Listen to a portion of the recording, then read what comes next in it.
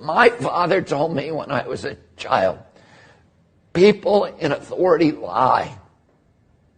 And we all, if we are going to continue to live in a democracy, we need to understand that people in authority lie.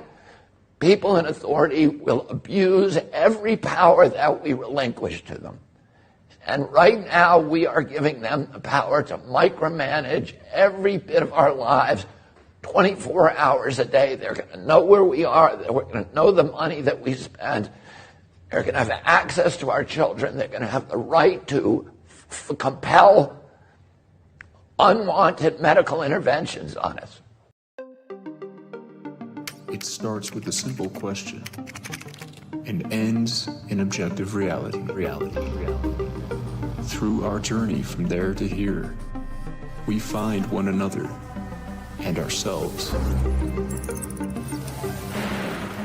And as the next 24 hours breaks free from our last, we gaze onward in reflection of the day. Come to your own conclusions. Stay vigilant. Welcome to the Daily Wrap-Up.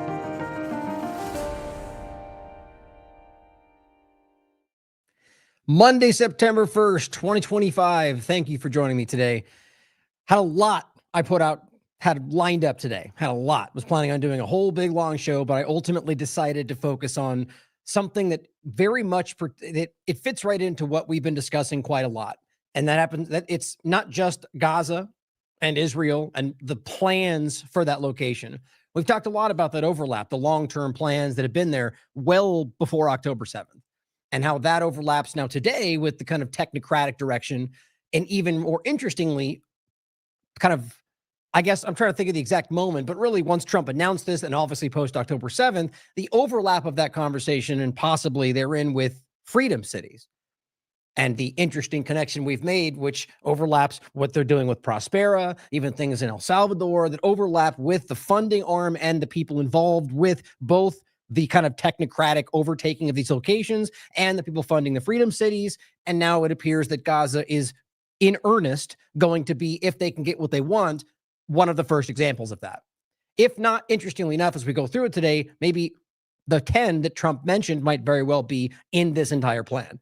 We'll go through that entire point today, but I think it's a really important thing to consider just how this is developing and how a lot, I mean, what I find most fascinating about this and alarming is that every single thing you can talk about today, let's just make it as simple, let's just make it as specific as possible. There's probably small things that don't, but all the large topics today, all the major things that we're discussing on this show that are all over Twitter, that are in the mainstream alternative media, that the corporate media are discussing, like the big political sphere, almost every single large topic you can point to will tie back, not hypothetically, not some abstract idea through connections, but directly tie back to Peter Thiel, to Palantir, to the technocratic kind of transition this country's going through, to artificial intelligence, to the surveillance arm of all of that, like that whole big swirling picture. And it all very clearly ties back in. Now, there's one point to make there, and I've made this point like in connection to, let's say, the Clinton associations, and how it's easy to consider anybody even connected to them as somehow complicit, which is not something you should ignore. Ask those questions. But it's, my point was always, is it's such a massive, sprawling, they're powerful, they're interconnected, and they immerse themselves in a malicious way, in a devious way, and damn near everything. That power, I think, is in somewhat dwindled, at least the public eye. There's still very much a problem. My point, though, is that you shouldn't just say because they're connected, therefore they're bad, right? And it's the same idea. You could argue that because Palantir and Thiel, and they're gigantic, despite those mainstream alternative characters out there that want you to believe they're a small thing that Democrats hate, even though it's not remotely true, because they're so large and because they're so politically, financially, the word I'm looking for there, like in the context of like the technological direction, so immersed in everything that they would have overlaps with a lot of people that aren't necessarily part of what I would see this as. Worth considering. But keeping that in mind, go through just the part we're talking about, and I'll include some of the shows that I've gone over recently around this bigger picture, and just ask yourself if that makes sense to you. That it's just some coincidental overlap and they're not really doing exactly what we see playing out. All the different transitions, all the things that we're being told are happening when it's not actually even what's happening. They're throwing what they want you to see things that we actually want in many cases, certain political sides, whatever that may be, and the Fed, for example, and they'll throw that in your face and say, we're going to do that, even though that's not even close to what they're aiming at. It may materialize in some way where it goes away in the way we know it, but is planned to come back in a much worse way, or if not already there. Hypothetically speaking, I'm just saying there's plenty of examples like that. And I think this is one of those. I think this Freedom City kind of technocratic governance transition, because that's the real point for me. It's the transition of the way that our societies are governed and the power structures that are doing so, and the people through those power structures. We're watching them look at what they're doing in the world today. These are not the kind of people we want to hand. I mean, when you talk about you'll own nothing and be happy, that kind of feeling, this is the same exact thing with the current flavor today. Honestly, I think it's all the same exact thing. I think that's literally what this is all about. And it's all different elements of the general power structures to try to gain the influence over the next direction, or how that's wildly oversimplified. But we're going to go through all that today. And I hope this as is obvious and important as it is to you as it is to me.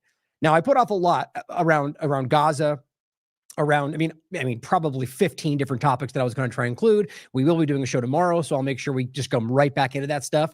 And I'll make some points on it today as we go through, and you'll see these connected points. But today is put together in a way that's very specific. Every little part we're going to talk about.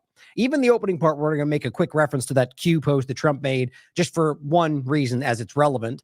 But we're going to talk about an overlap of Twitter and Elon Musk, just censorship, and that's just important to highlight. But the relevant part is even Elon Musk seems to be involved in this, which isn't surprising if you're paying attention. Warp speed and Trump's recent comments, which very much do connect to this. You'll see why. As we talk about warp speed, the lies around that, this effort to try to make it, even people that I think know better are out there going, yay, thank you, Trump, we'll get into it. Saying things he already knows, even though I doubt it will actually even translate into what they think it's going to, especially as they are literally leaning into self-amplifying COVID-19 shots and others that are still there, but somehow he's going to investigate warp speed. I'm just baffled by people's willful naivety around this. We're going to talk about that, but as it overlaps with the CDC, and this is why I'm going with that, and Jim O'Neill, and the new acting director in regard to the CDC, the connection to Peter Thiel we talked about, the connection and RFK and Trump putting him in position, and then what he's connected to. Transhumanism, longevity, the same things that Peter Thiel and the rest are obsessed about. The whole ambrosia direction he went with young blood and all these things we'll talk about. Not that necessarily today, but the direction of trying to prolong their lives under a guise of making your life better, which I will my everything in me will... Historically speaking, these things never translate back to you. They use your tax dollars and tell you it's all about the people, and then they use it to benefit themselves. The inner circle, the hierarchy enslaving you. But that is interesting for many reasons, because it overlaps with the kind of technocratic, transhumanist, eugenics, kind of Peter Thiel circle conversation and all the funding around it, from the Andreessens and Karps and the philosophy around it all, from the Yarvin kind of circle of conversation. But all of that is very clearly around the conversation of the direction I was talking about to begin with. And then it becomes even more interesting when you find out that they're all involved with the very thing I just discussed, which is now clearly being overlapped with the Gaza conversation. I mean, all of this is literally as clear as day. Maybe you didn't get it right there, but let's go through it today, and I'll show you why that is. And it's, to me, when you could find this obvious of a thread, not like I said, connecting associations or things that might not mean what they look like. These are things that are transparent. They are connected. These people are working together for multiple different agendas. And I think that in one way, you could argue that a lot of what's happening is literally meant to make you not focus on this. I hate to get into that's distraction from this point, because it's so easy to fall into that, even though it's always happening. You never know which is which rather. But I do think this is probably the most obvious thing, that the power structures very much want you to look almost anywhere but in this conversation. So let's start with this quick post that I just wanted to make a point about. Interestingly enough, the way everybody talked about this, it just felt odd. Even the mainstream alternative media types are out there going, basically almost acting as if they weren't sure that Trump even posted this. Okay, just for that reason alone, I made sure I found it on his actual Truth Social, so you can look at it for yourself. Now, the reason it's interesting is because this is the guy posting it on Twitter that actually was used, that he posted here, and this is Donald Trump's Truth Social. It is a Q post, so it's what it is. It says, the world will soon understand nothing can stop what is coming, with a Q plus in his hand. So Donald Trump shared that. There's no real confusion here, guys. There's only one of three things you could argue from that. Either he knows, or rather, either he is a part of that and actively playing into it, or he knows you think that, so he actively plays into it to manipulate you. I knew I was going to forget it. There was a third thing I thought earlier. I mean, either way, there's only a few ways you can slice this down, right? I mean, it's either he's using it or he's a part of it, or, and there was a third thing. I'm sure it is. To give me some options in the chat. The bottom line, though, is that this is manipulative, right? I mean, are we really pretending that he doesn't know what the QAnon discussion is? He's acted kind of uncertain about it here and there, or not sure. I don't know what that is. But he does. They do, because this is a major political momentum point. You move a lot of people with this conversation, as stupid as that may sound. It's just this absurd thing. But he posted, and I think that's worth noting, because it is, the premise, unless you forget, is that ultimately Q is like, trust the plan, right? We are the good guys fighting the bad guys, so trust us, even though it looks wrong. Doesn't that feel exactly like, I mean, guys, that is their standing policy at this point. And it's just kind of embarrassing that it's become so obvious to the point to where they don't even want to really acknowledge that they lean into that. Sort of like even like the Project 40, or what was it? The whole conversation of like Trump's plan thing that they lied about, they weren't really involved with, even though they then came later and said, yes, that's exactly what we're doing. And you can literally look at these things playing out. It's just the willful ignorance of the people who don't want you to see it will always pretend like it wasn't there. So Trump posted that. DD Geopolitics says, what does this even mean? And I just think it's interesting. This person writes, and I think accurately so, the president is actually retweeting Q-tard boomer slop memes. What an embarrassing, stupid joke of a country. Now, I don't agree with the point. The government, yes. The country is us, and I don't agree with that. But I think the point is always that this is how bad and broken and kind of embarrassing this all is, to the point to where he is laughing in your face when he shares things like that.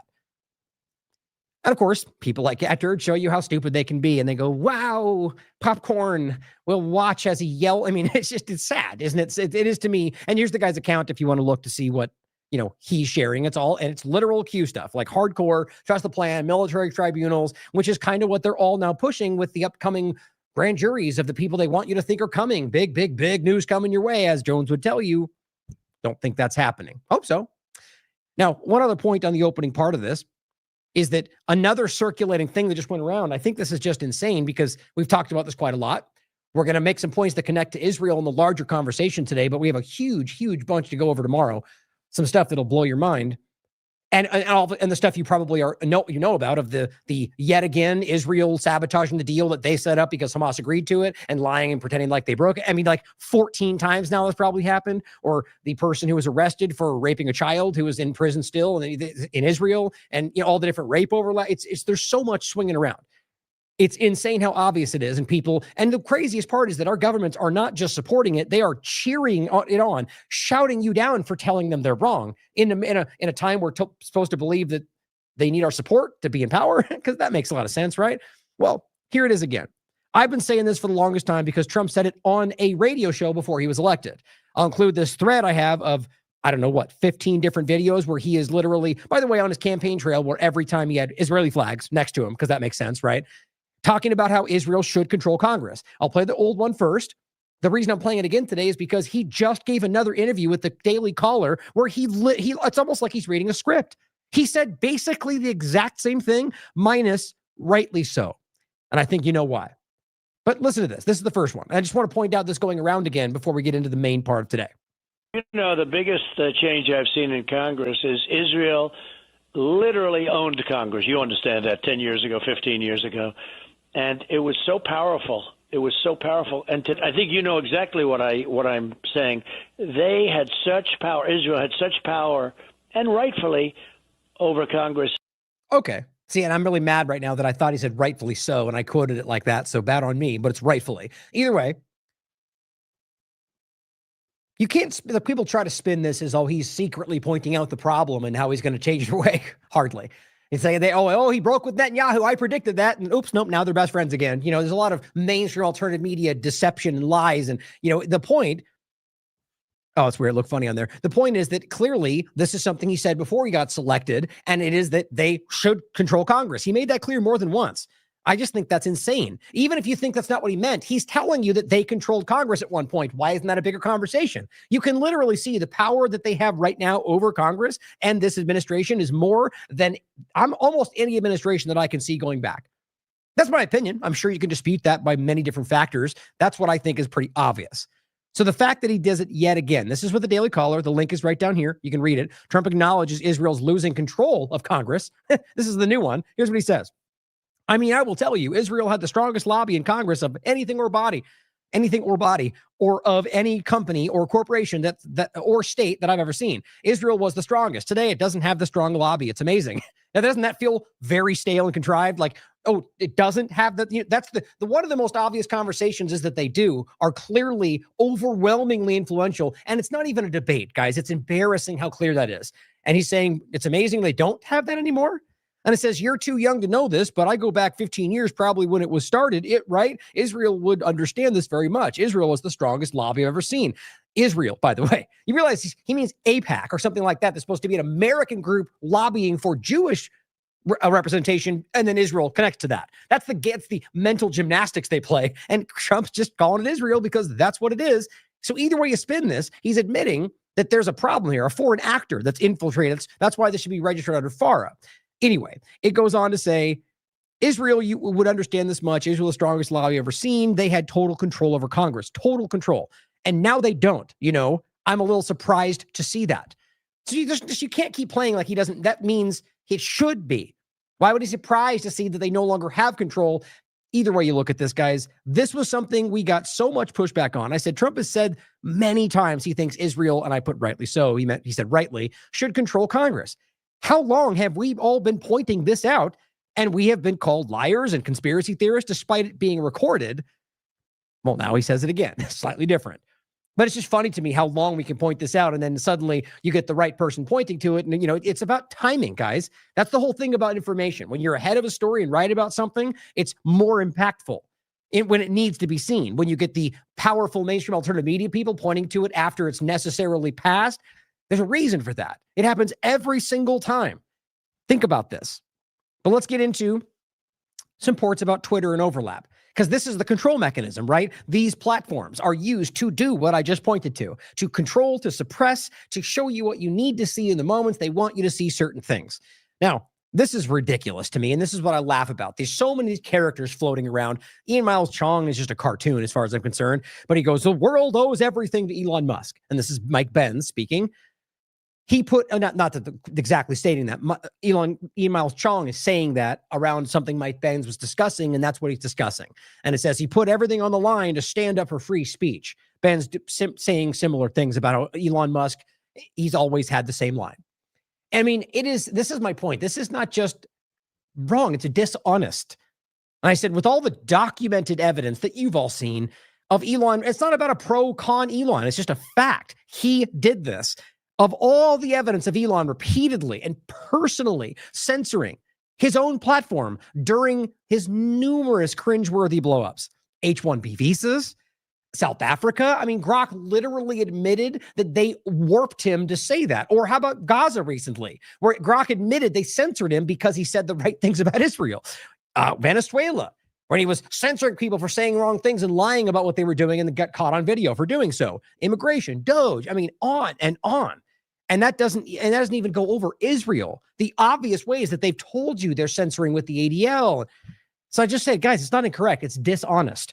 Not even to mention Israel. It's dishonest to stand there and pretend like Elon is even fighting for free speech, let alone saving it. That's the pushback you get below. He's just one man. He's doing what he can.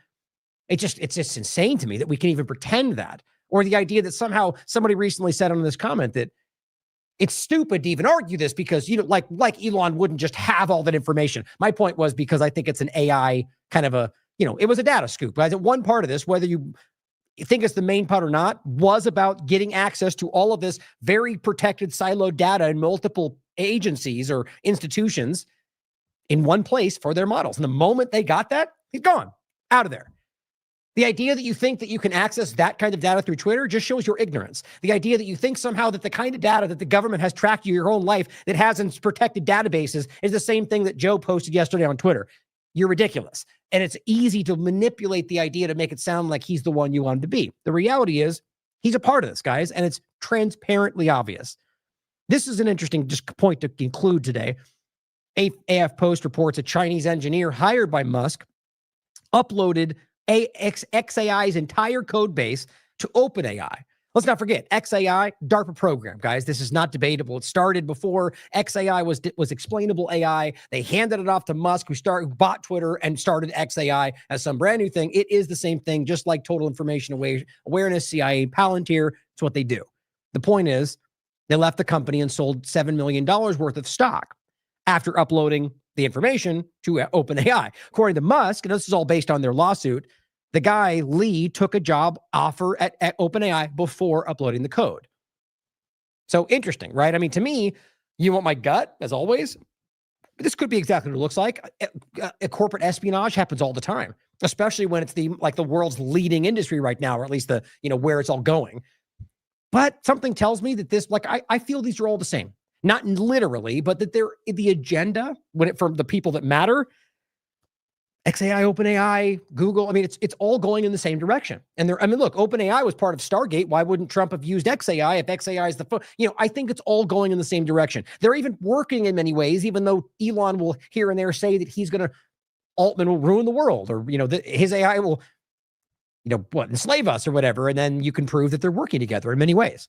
So I get the feeling this is about framing some kind of debate back and forth. So you have to choose a side, when in reality, whichever side you choose, you lose. That's what I think this feels like to me. Now, in regard to censorship, because it's weird how people want to push back on this idea that somehow he's not doing this, here we are still to this day. David Miller points out, one state Palestine Twitter account, because they're going after Palestinian stuff. I mean, think about it now. If they were going to censor these things, it would have been easier to do months after October 7th. We're talking about a year plus of ongoing genocide that they know the whole world can see, and they're starting to censor more and more groups that are simply protesting the genocide. Like they're in the UK, they're deeming them terrorist organizations. These places have been taken over by Israel. I don't know why you can't see that. Government, by the way. And it says, has been permanently suspended. Please complain to Twitter. They don't care. George Galloway says, how can this be justified, Mr. Musk? They don't care. Hardly will even respond. He-Center News points out Twitter has now suspended Blunts for Jesus, who makes informative music videos about historical events. Well, gee, now you know why he got deleted. Powerful figures in government media propaganda. He calls them out. He covered Operation Northwoods, PNAC, DARPA, Gates, Musk, Teal. Oh, well, now you really get it. And now he's deleted. Because free speech and all, right?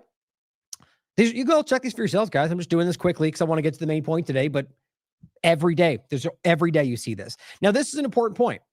Just like it was an important point when somebody was making it about Black Lives Matter, right? And saying white lives matter, and then getting censored when there's clear level, slants to this. As always, you get different flavors of it, different partisan sides. The point is always the same, being able to censor you based on a certain idea when they want to. And it usually is not even about that. That's just the construct around it, when in reality, they use it about anything they want, whenever they want. It's just an excuse. That's how I would look at it. So in this case, Sam Parker rightly points out, he says, thank goodness for First Amendment, Elon Musk. And then it says, F Muslims, nobody cares. F Christians, nobody cares. F Hindus, nobody cares. F Jews. And all of a sudden, Twitter, and you guys, you could look this up. It's literally below. So the point is that there's a clear slant right now. It shouldn't, if it's a problem to say F any kind of religion, then it should be a problem across the board. That wouldn't be free speech though, right? So they allow it everywhere else except for one group. Now, you have to understand, especially if you watch this show, you already know this. It is about creating the idea that it is specifically, I shouldn't say it like that. It is about creating a special class around the religion in order to make it seem like it's focused on the Judaism side of it, as opposed to the Zionism that is creating this very construct. Now, that doesn't mean that there's not Jewish supremacy around the whole thing. B'Tselem, the leading Israeli human rights group, will tell you that's exactly what it is. But it's one part of the Zionist manipulation. Plenty of Jews in the world are calling this out. So it's important to think about that. Either way, though, that's irrelevant to the real point, which is that Twitter is choosing to subjectively decide what you can and can't say. That's the point. Whether it's white lives matter versus F Jews, whatever it is, they're deciding for you while allowing the others, right? So if you were going to say it's about cussing, well, then why did I do the others? This is not free speech. And it's about creating a certain perspective that they'll use against you. That's social engineering. Now, I also want to point this out around Doge, because this is the interesting overlap, and a couple quick points about tariffs before we go into everything else. We're just going to ignore how Elon and Doge just kind of vanished into the background. Like, I've been waiting to make this point, but it's like, okay, they're there, right? I mean, Amy Gleason came out and was all about supporting those new wearables, right? Because that's what it was always really about. They are the digital services. They simply turned into Doge. They didn't really start something new. Elon just kind of exited stage left, and she's all going wearables and digital stuff, because that's what it was always about. Digital IDs. That's the reality. So why in the world was digital services ever involved with cutting costs or cutting spending? You know what? They never really were, because that never really actually happened. Not really, not in the way you think, especially since at the outcome, we're spending more than we ever did. And we're government's larger. You're playing, guys. I mean, even the idea of cutting costs in USAID, it was a restructuring with State Department, and the same things are still happening. I don't know how many times I can prove that, but if I have to keep proving that by showing the documents that show you it's happening and they just deny it, well, it's the same as Garcia and claiming he's a human trafficker, or any number of claims that they just are flatly wrong about, and they just keep saying it anyway because Miller said so. Miller said we won 7-0, so I'll keep yelling that lie despite literally everything everywhere else showing you he's wrong. It's insane to me, but this is important because this was a sleight of hand. It was a shell game. So Doge is technically still there, but the data that they absorb, which is basically, as if you actually care to look, is like the gold standard of information, which is why it's different than just Twitter having access to data. Nobody else had access to this anywhere, even within the government from one place, until what they did, which was remove the siloed information within multiple agencies and administrations, jammed it together, gave Israel access and Palantir, and then they all just disappeared. You can't really miss what that is. Now, I don't know exactly what the direction, what the objective was. You know my opinion. But what we know is what I just said, that they just backed away. What was all the talk about? Saving the country and cutting costs, trillions of dollars. No one is, not even the corporate media is acknowledging that. You need to pay attention to things like this. So this guy says, you must be fully vaxxed. I just think it's funny. Of all people, but this is the partisan response is what they do. Blind self-serving assumption. But on that quickly point on this point, the tariff overlap. This is White House yesterday. Labor Day, golden age. President Trump's protectionist trade policies have helped drive more than $8 trillion in new investments. It's just, guys, you're just being played. It's just so embarrassing. And Daniel says the claim they took in $8 trillion from tariff revenue. Of course, this is money that's collected from U.S. importer, not the foreign manufacturer. So a tax on the consumer, of course, but we'll pretend like that's not the most obvious part of the conversation. Is there any breakdown of where it came from, or just trust me, bro? More importantly, is if there's $8 trillion new dollars, where are they and where are they going? I'm sure we'll just ignore that like everything else. If you don't want to see it, you look the other direction. And this is the same thing. POTUS going, prices are way down in the U.S. with virtually no inflation, with the exception of ridiculous corrupted politician, fake media, lie, whatever else. And of course, if you look on the comments, including conservative, guys, that's not true. It's just not. I don't even think that's true for people in the 1%. This person's a Trump supporter here. My grocery bill actually keeps going up. And same thing here. Personal experience. Everything I know about is going up in price right now. But he said it's great though. So winning, #winning. Ask Cat Turd. Everything's great. And Daniel McAdams on the same post about he says without tariffs and all the trillions of dollars we have already taken in, our country would be completely destroyed. He literally said earlier that this country would turn into a third world country if the court stopped him from taking the revenue from the tariffs. He really just said that. Trillions of dollars. And we still have $37 trillion in debt. Where's all the money going? It's just, it's just so frustrating that we have to deal with like the lowest common denominator right now. They've like brought up like the dumbest people in the room to be the loudest screamers in the conversation. It's insane. It's almost overwhelming sometimes. Like, well, we'll get into it more tomorrow, but like what's this good misfit patriot? He's got to be the dumbest person in the room. In all the conversations I see him, and he just got completely destroyed in this back and forth, but he acts like he won, just like the same thing they all do. But you watch, it's like they just don't know what they're talking about, like basic fundamental things, like ground floor level information. And all they can do is laugh you off because you didn't repeat the talking point. It's just really sad. But it's like that everywhere you look right now, especially when it comes to stuff like this, which I think is important for like the big picture kind of stuff. We'll get more of that tomorrow.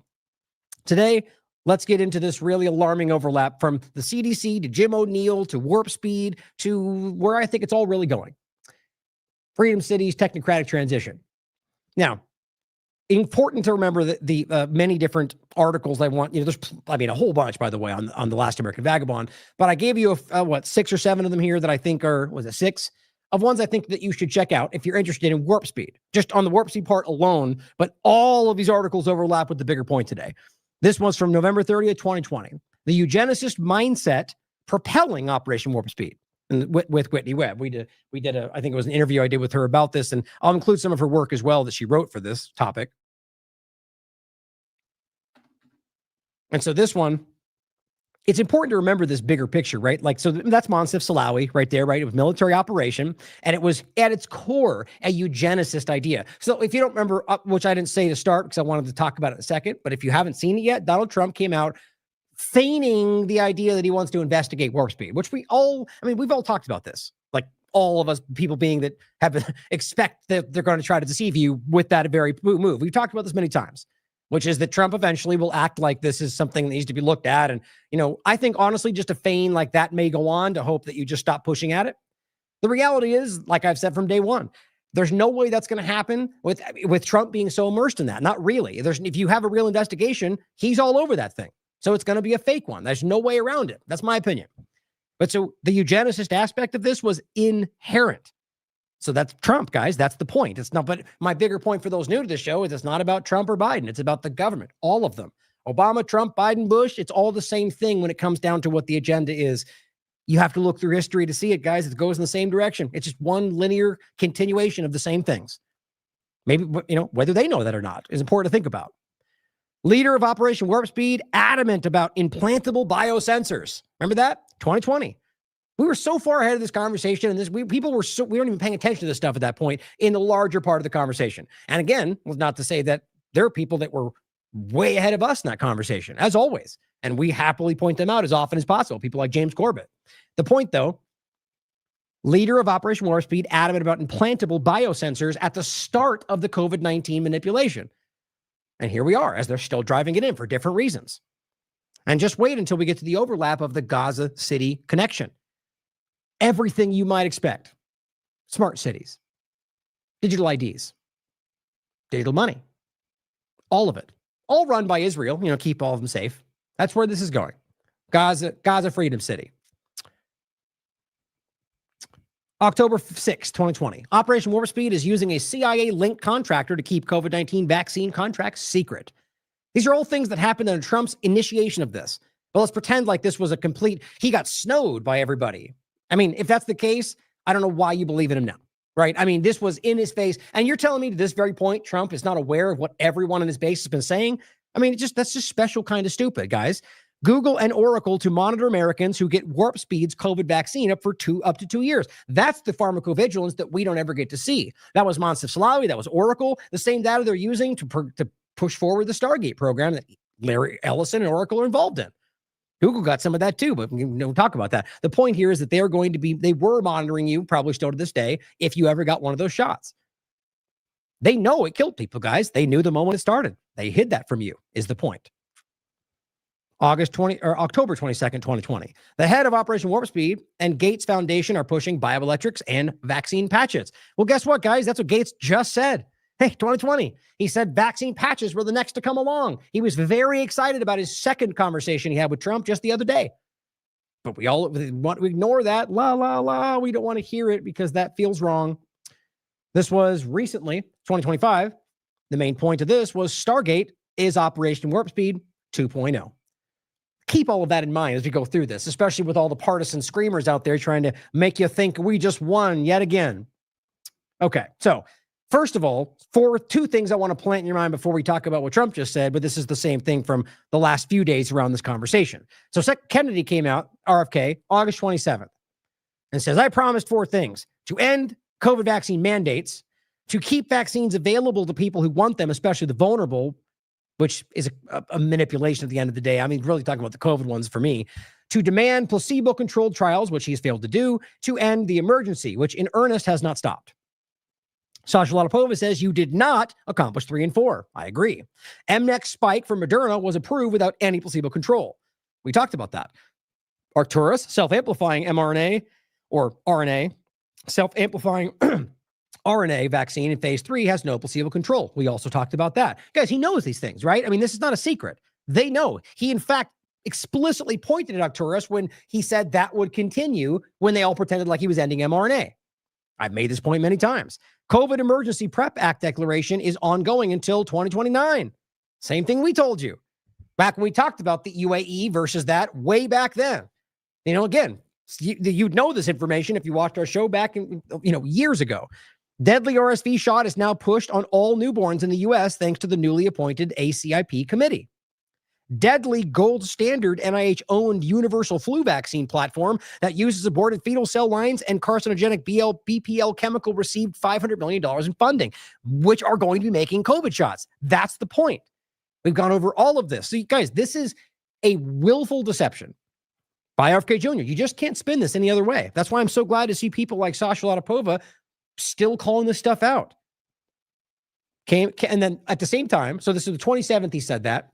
Over the last couple of days, literally, I think yesterday for both, right? We got two things came out yesterday. This ex-CDC guy, Das Kalakis, saying absurdities, coming out and saying that if young people need to get the shot because they're at risk, like taking it to a whole nother level of stupid. So interesting, right? Okay, then another one comes out. He comes out and says, unvaxxed, you're 53 times more likely to die of COVID unvaxxed and 14% times more likely to get infected unvaxxed. Two things that we on this show have broken down more times than I can count. He's lying, or he's too stupid to know he's wrong. Insane level of wrong. It's the exact opposite with every metric you can find. Okay? He's saying this, okay, yesterday. So what does that mean to you? Two things that are like extremely over the top, more than we saw even during the Biden administration, like really, really far. What do you think that means? To me, I start wondering, okay, why? What now? Why now? And why people who aren't inside? Well, I get the sense, at least we should ask the question, that if the inside, so RFK, Trump, and their CDC are going in a direction that they know is going to be unpopular, what better way than to counterbalance it with, here are the crazies from Biden administration still say, even though it's way worse than it was before, still screaming the things that are the crazy side. But here we are with the rational side, even though the quote rational side is the same thing Biden was doing in earnest before. That's how this tends to work. Just a thought.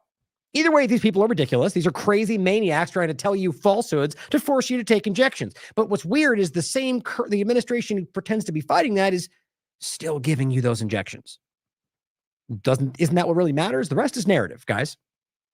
Okay, so those two things happen. Okay, so then this was on, this is today. RFK Jr. comes out, or somebody posted anyway today, and says, it's a trick. One of the little tricks pharma worked together with the government on. Put any negative effects from mRNA vaccines into the unvaccinated group. Oh, yes. Well, you know this too.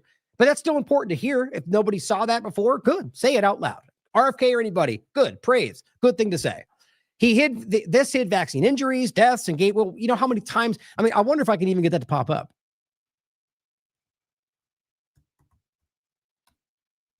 Nope. It's been so long.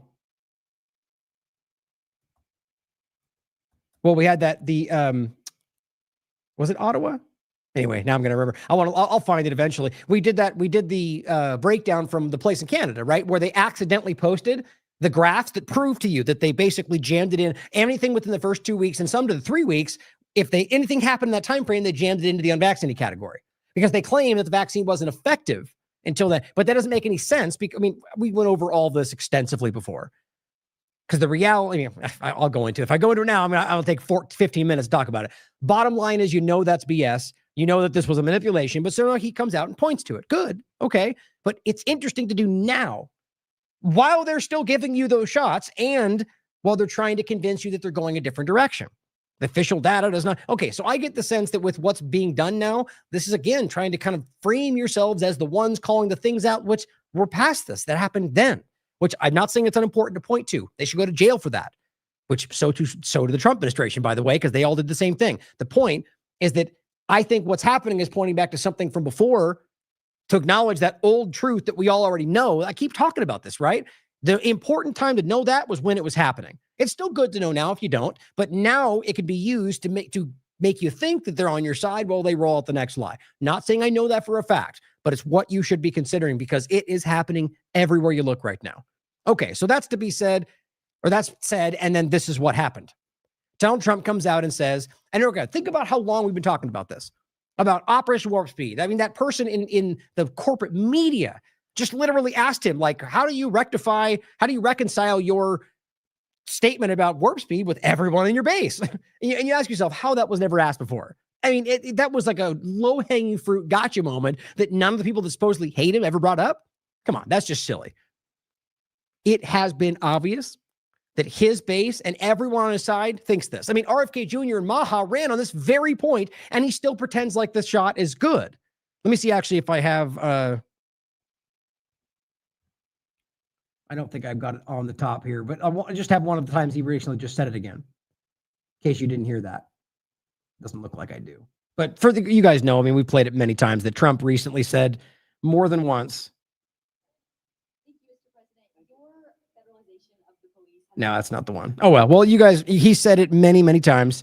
And just recently, for those that don't know, he reiterated it yet again, like a week ago. The warp speed was the greatest thing. Democrats and Republicans all agree. Okay.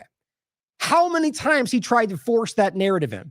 Now he says, it is very important that the drug companies justify the success of their various COVID drugs. Oh, how brave of you. Many people think they are a miracle that saved millions of lives. No, you want us to think many think that. You keep saying that, but it's not true. Others disagree. Look, okay, I had to, before we keep reading, this is such a feeble, lazy effort. It didn't work. He tried to force it in. It didn't work. So now he tries to frame himself as the one exposing it. I'm the hero, calling out what you all forced me to finally acknowledge. And even then, he doesn't have the courage to go, okay, I've been wrong this whole time. That's not what it was. Do you think in any moment in history, if it comes out that this killed everybody, 100%, that he would ever go back and go, oh, yep, I was incorrect? Have you ever heard any of them ever say that? When's the last time you heard any politician say, I don't know, I was wrong, or either one of those things by themselves? Never. I seriously have never actually heard that. Maybe if you remind me, it could be one example, but think about that. This is pathetic to me. Even if it goes in the right direction, it needs to be called what it is, okay? And he says, with CDC being ripped apart over this question, I want the answer and I want it now. Okay, it would have been important to ask this question back then, right? Anytime in this process, maybe before you start a COVID-19 Stargate platform, just thinking out loud. And it says, I have been shown information from Pfizer and others. Oh, good. So Pfizer's the one breaking the story to you. Pfizer's the one helping you call it all out, right? Pfizer's data that they gave you, the same data that we caught them lying about 75 times. Starting strong. He goes, and others, that is extraordinary, but they never seem to show those results to the public. Why not? What does that mean? Is that praise or is that a negative? So the Pfizer they've showed information to me that's extraordinary, but they never seem to show those results to the public. Okay, so who are you talking about right now? Isn't it your job to call them out? Why won't you say Pfizer exposed the information you're not showing anybody? He's acting like he's some independent third party that has no role in this. He does this all the time. And it's infuriatingly stupid because at the end of the day, he's the one that is guilty in all of this. So is Biden. It's the U.S. government, but those two in particular. So if they never showed us the data, that's them breaking the law. But I think you know where this is going. He says, why not? They go off to the next hunt and let everyone rip themselves apart, including Bobby Kennedy Jr. and CDC, trying to figure out the success or failure. See, he's still pretending like he doesn't know whether or not it was a failure. I mean, for crying out loud, Fauci himself in that Cell.com article admitted that the whole thing didn't actually function the way they thought it would. Bet you that comes up. Maybe this one? No, this is the lipid nanoparticle one. Any case, I haven't pulled some of these up in so long that the memory goes away, I guess. But the point is that it's obvious that this thing did not function. And so now he wants them to figure it out. So even right now, that this could go one of two ways. Either that the data proves out that it's a success, which is what they already told us. This administration, the FDA and the CDC told us that their data showed these things were safe and effective. That didn't work because we know they're lying. So he's setting it up to go one or the other. So how do you not know it's going to end up where they go, yes, we now know for sure that the data shows it's good. That's what they already told you guys. So all of a sudden now they go, wait, never mind. Now it's bad. Well, how do you make sense of them saying it weeks ago that it was good? It's the same administration here. This is not some Trump versus own team. They're on the same side against you, which is the obvious reality here.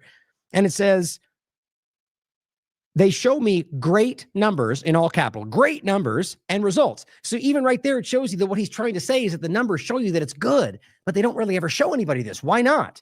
That's what he's saying. They show me great numbers and results, but they don't seem to be showing them to many others. You realize there are people right now acting like Trump is calling out warp speed? That statement alone very clearly shows you that he's saying Pfizer's numbers are good, but they're not showing you that. He just said that. He goes, I want them to show them now to CDC and the public and clear up this mess one way or the other. He literally is saying, Pfizer, show them that they're all wrong. Show them the data's good. You can't misunderstand this. And it says, I hope Operation Warp Speed was as brilliant as many say it was. You mean you? He just thinks he's so slick and stuff. I mean, sometimes I do think I give him credit for the way he maneuvers conversations sometimes. More often than not today, he's clumsy as hell, just like that. Like we all don't know what you're doing right here, okay? It's very obvious. But hoping it's as brilliant as you want us to think it is. And it says, if not, we all want to know about it. What? I'm so embarrassed for anybody who's even trying to act like this is some kind of bombshell watershed moment. It says, thank you for your attention in this very important matter. If not, we all know what. So am I crazy, guys? This is not a left-right thing. An objective read of this without any other content would make it clear he's leaning towards, show them what I think is there, that it's good, right? They show me great numbers and results, but they don't seem to be showing them to many others. I want them to show them now. I mean, it's just sad. I'm genuinely upset by this because I'll show you a couple points next. Brad Miller said, rightly so, Trump wasn't duped for 5 years and then magically woke up today to reality, even though that's not even how it reads to me. But he goes, if we continue to frame things through the fake Trump versus the deep state construct, we'll keep losing our freedoms along the march toward total technocracy. Obviously, he's right.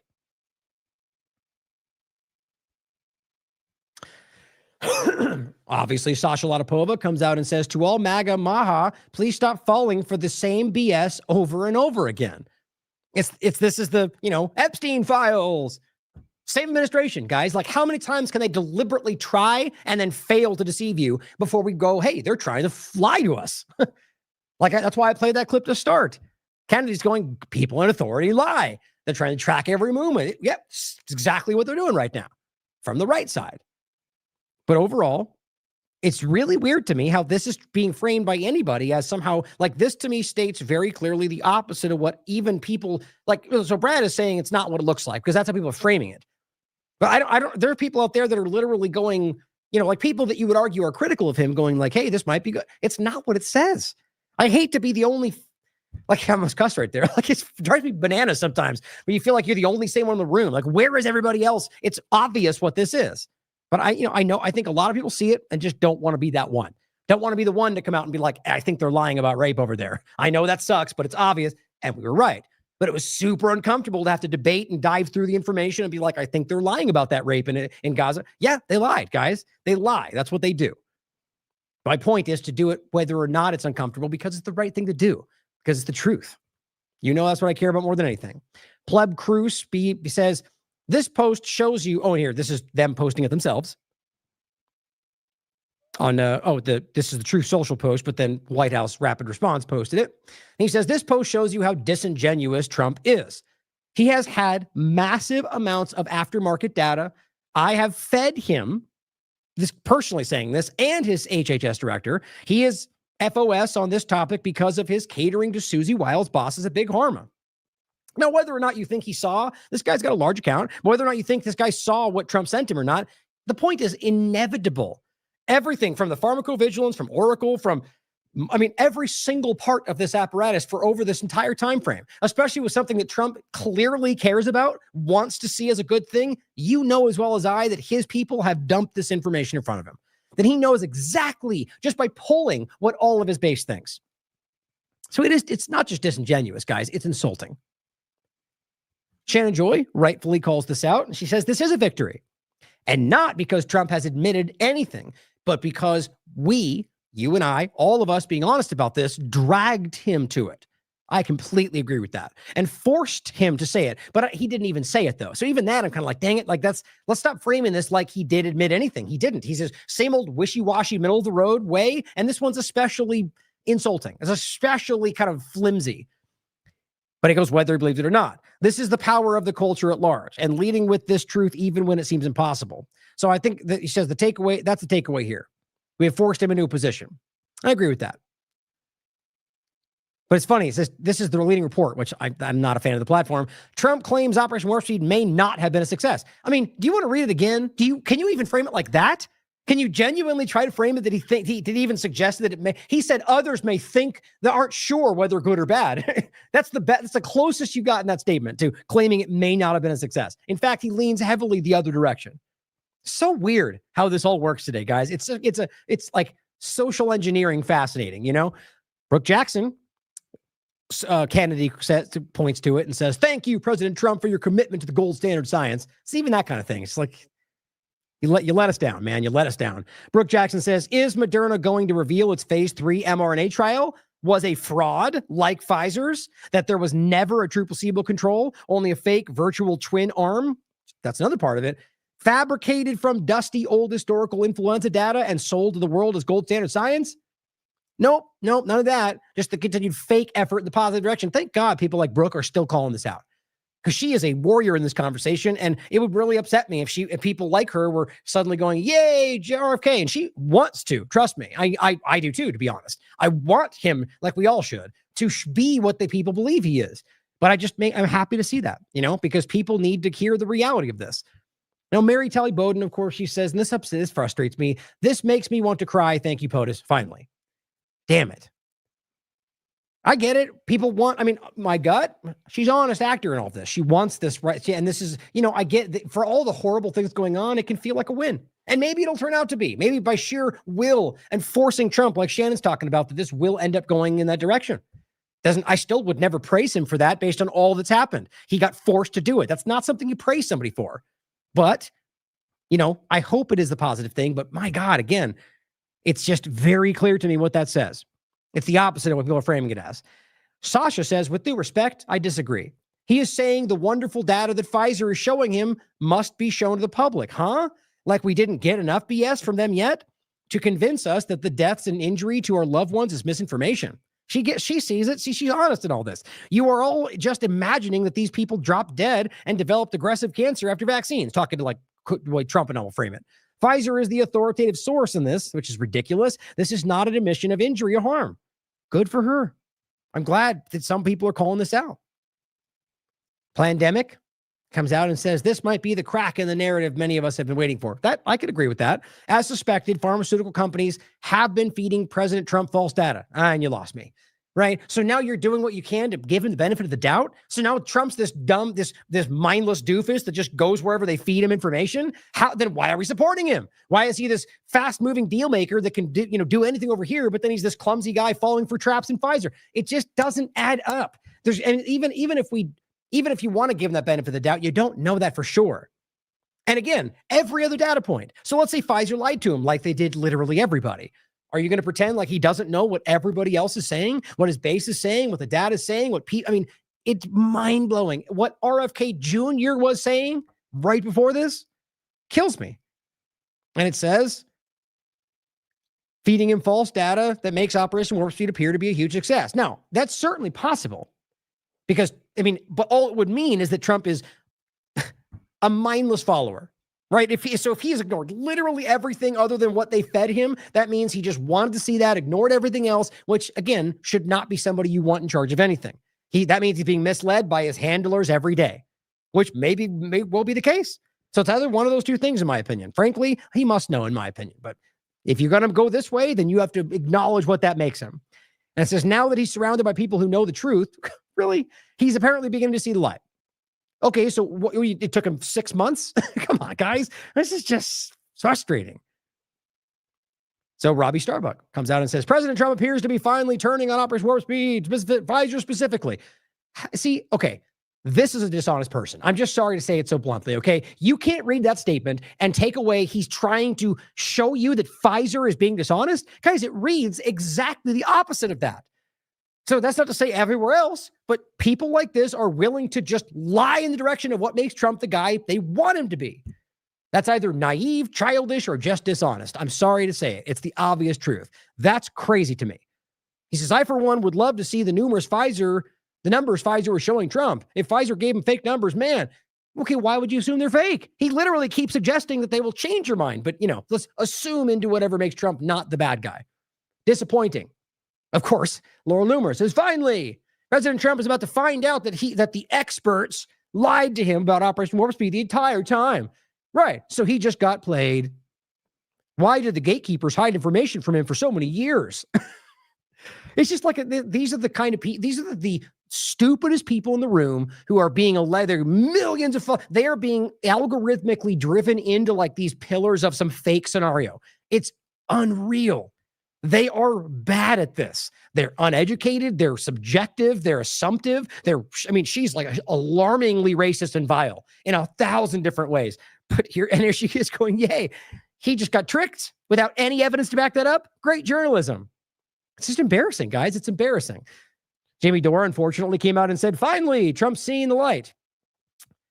To be waking up to the fact that he got played. That's just not what it says. I hope he can reflect on that. It's not what it says. Of course, A.M. Wake Up says, yes, Jimmy, the guy who just greenlit Stargate is scrambling to federalize the police force while his HHS secretary puts everyone on wearables to see the light. Do these guys get moved up in Rumble for saying things like that? And then, this is that same one. Somebody just said that, was that the one? Oh no, that's funny. This is this guy. This is one of these, not even need to show you, but now that I opened it, he says, when TLAV endorsed Trump, I knew the plan was real and all the Gitmo sealed indictments would take effect against the deep state actors responsible for releasing COVID vaccines. God bless MAGA and the TLAV patriots. So this was so funny to me. This is either somebody who's like weirdly like trying to mislead people into thinking that's the truth, because you all know that's like laughably stupid. Never have I endorsed any president, let alone Donald Trump, or any of those things they're saying. Or this is a person who somehow is of the mind that I'm just like lost in the MAGA world without even caring to look for themselves. It's kind of sad, isn't it? But it's the reality. There are just as many blind idiots out there who think they're fighting the plan as there are people that are blindly Q MAGA. It's just people are like that today. It doesn't matter what I said. It's just funny to me. Anyway, so Jones comes out and says, bombshell, historic bombshell. Because, you use bombshell every day. You got to amp it up a little bit. Breaking historic bombshell. And says, Trump calls for investigation of warp speed. See, you know where this is going. These people have a grip. They have an agenda. They know that this is what's in their interest. Should Trump collapse and turn out to be the liar we all see him as, then they look stupid and they lose a lot of it. Maybe that's what's driving it. Maybe they believe it. Maybe they're being paid by somebody else. But the point is that this is a willful misrepresentation. As I predicted, of course. Because one of the 75 other versions of that same thing, you predicted that same day, but one of them turned out to be right. So I got it right, even though that's not actually what's happening. Gotta love that. As I predicted, 47 is going to bring RFK Jr. in to go to war with Bill Gates. Oh, you mean Bill Gates that he just met with again? Who's really excited about the direction, who's now driving self-amplifying shots that Trump's all happily rolling out? Like, you think he's that dumb, or he just doesn't realize you're lying about it? You decide. DOJ sources have confirmed to me, like they confirmed to you the big changes were coming that didn't happen, or confirmed to you that Obama would be in jail by now, or confirmed to you that the World War III broke out, or confirmed to you that Netanyahu and Trump had broken ways, and he was right jar, clearly overflowing. The gloves are off, as Trump said yesterday. Nobody's ready for what comes next. He's still referencing that Q post because he knows that will play into the idiots out there that will support him regardless of how many times he's wrong. Guys, that's insane to me. Fauci and the others are a target of criminal investigations added to your long list of growing tribunals. Oh, excuse me, grand juries. Now we've moved away from the other terms. I hope it all happens, guys, just like I've said every time, because they're criminals on both sides of the paradigm. But to me, this is framing what you want because that's what the crowds are saying. You lurch into it. You go, my secret squirrel source said what you're all saying. I can confirm it. Half the time, that's probably not even true, if not entirely. Again, if you ask people that worked alongside him, that's what you get. David Knight, Greg Reese, we bring it up all the time. These people will tell you flatly, he's a dishonest person. Same with Bill Cooper, by the way, who he tries to pretend he's emulating Bill Cooper's dire life, it seems. And Bill Cooper ranted about how he was the most dishonest person in this field. And then now Jones claims he's the one that predicted 9/11, even though it was Cooper. But this guy says, I wish you would not exaggerate so much. You simply lie. I mean, look at the comments. People are calling it out. Overall, this claims that he's going to change everything. It's going to call out warp speed and it's going to put everyone in jail. And, it's the same old thing. I just did that. And it says he forgot that he just met with Bill Gates, right? Who cares about those? Don't the facts get in the way of your narrative? Bill Gates was super excited. This was the first time. And they just met again. Now, what's funny is he covered that on his show and said Bill Gates met with him again. Trump may be the biggest problem in the world, and then goes right back to going, yay, Trump all the time. It's like you can't keep saying that. He may be the Antichrist, and then keep supporting him because it shows that you're dishonest. The point is Bill Gates is immersed in this administration, just like Larry Fink and BlackRock, just like Palantir and Peter Thiel and all the rest of the people that we would otherwise be outraged about if it was a Democrat. Spiro posted something interesting today. He says, this is the moment Alex Jones realized Trump was compromised. Quote, he didn't stand up at the moment of truth, he said. Alex ordered the footage to be deleted, but here it is. To play one quick part of this, I think is interesting. Oh, did I forget to play that? No, I played it. Okay. Sorry, I was thinking about, remember the clip from Israel rightly so controlling Congress. Okay, so 240 is just the quick part. You can watch the whole thing if you want. It's all kind of behind the scenes. It's right when Trump bombed Syria that I'm pretty sure they were, said wasn't going to happen. And they compromised Trump. It's just everybody. You can watch the whole thing. I just wanted you to hear that, right? So how many times you can say that they compromised Trump, but let's keep supporting him, right? Point is, he wanted that deleted, but people saved it. Johnny Nobody says, you want to win or lose? Trump is everyone's best chance at that. See, this is still pervasive in this broken community. It won't be perfect. There will be mistakes, but it's still our best shot. Stop being destructive, right? Who cares about the facts? If you point out the problem, you're counter-signaling the leader. You can't do that. You have to blindly trust the plan, but we don't pretend like we're doing that. We say something else, but we're secretly Q all the time. That's what this is. And Spiro simply says, lesser of two evils, hook, line, and sinker. Don't be played for a fool. To say that, stop pointing things out that are true because it hurts the direction. There's far too many of them out there. And they're being led by people like this. So all of that is to be said, all is to say what this has been building toward. All not just the in between partisan points, but the bigger picture, the Jim O'Neill overlap here we're going to get into, the conversation of where, there's 1,000 directions here from where all the technocratic overtaking of this country.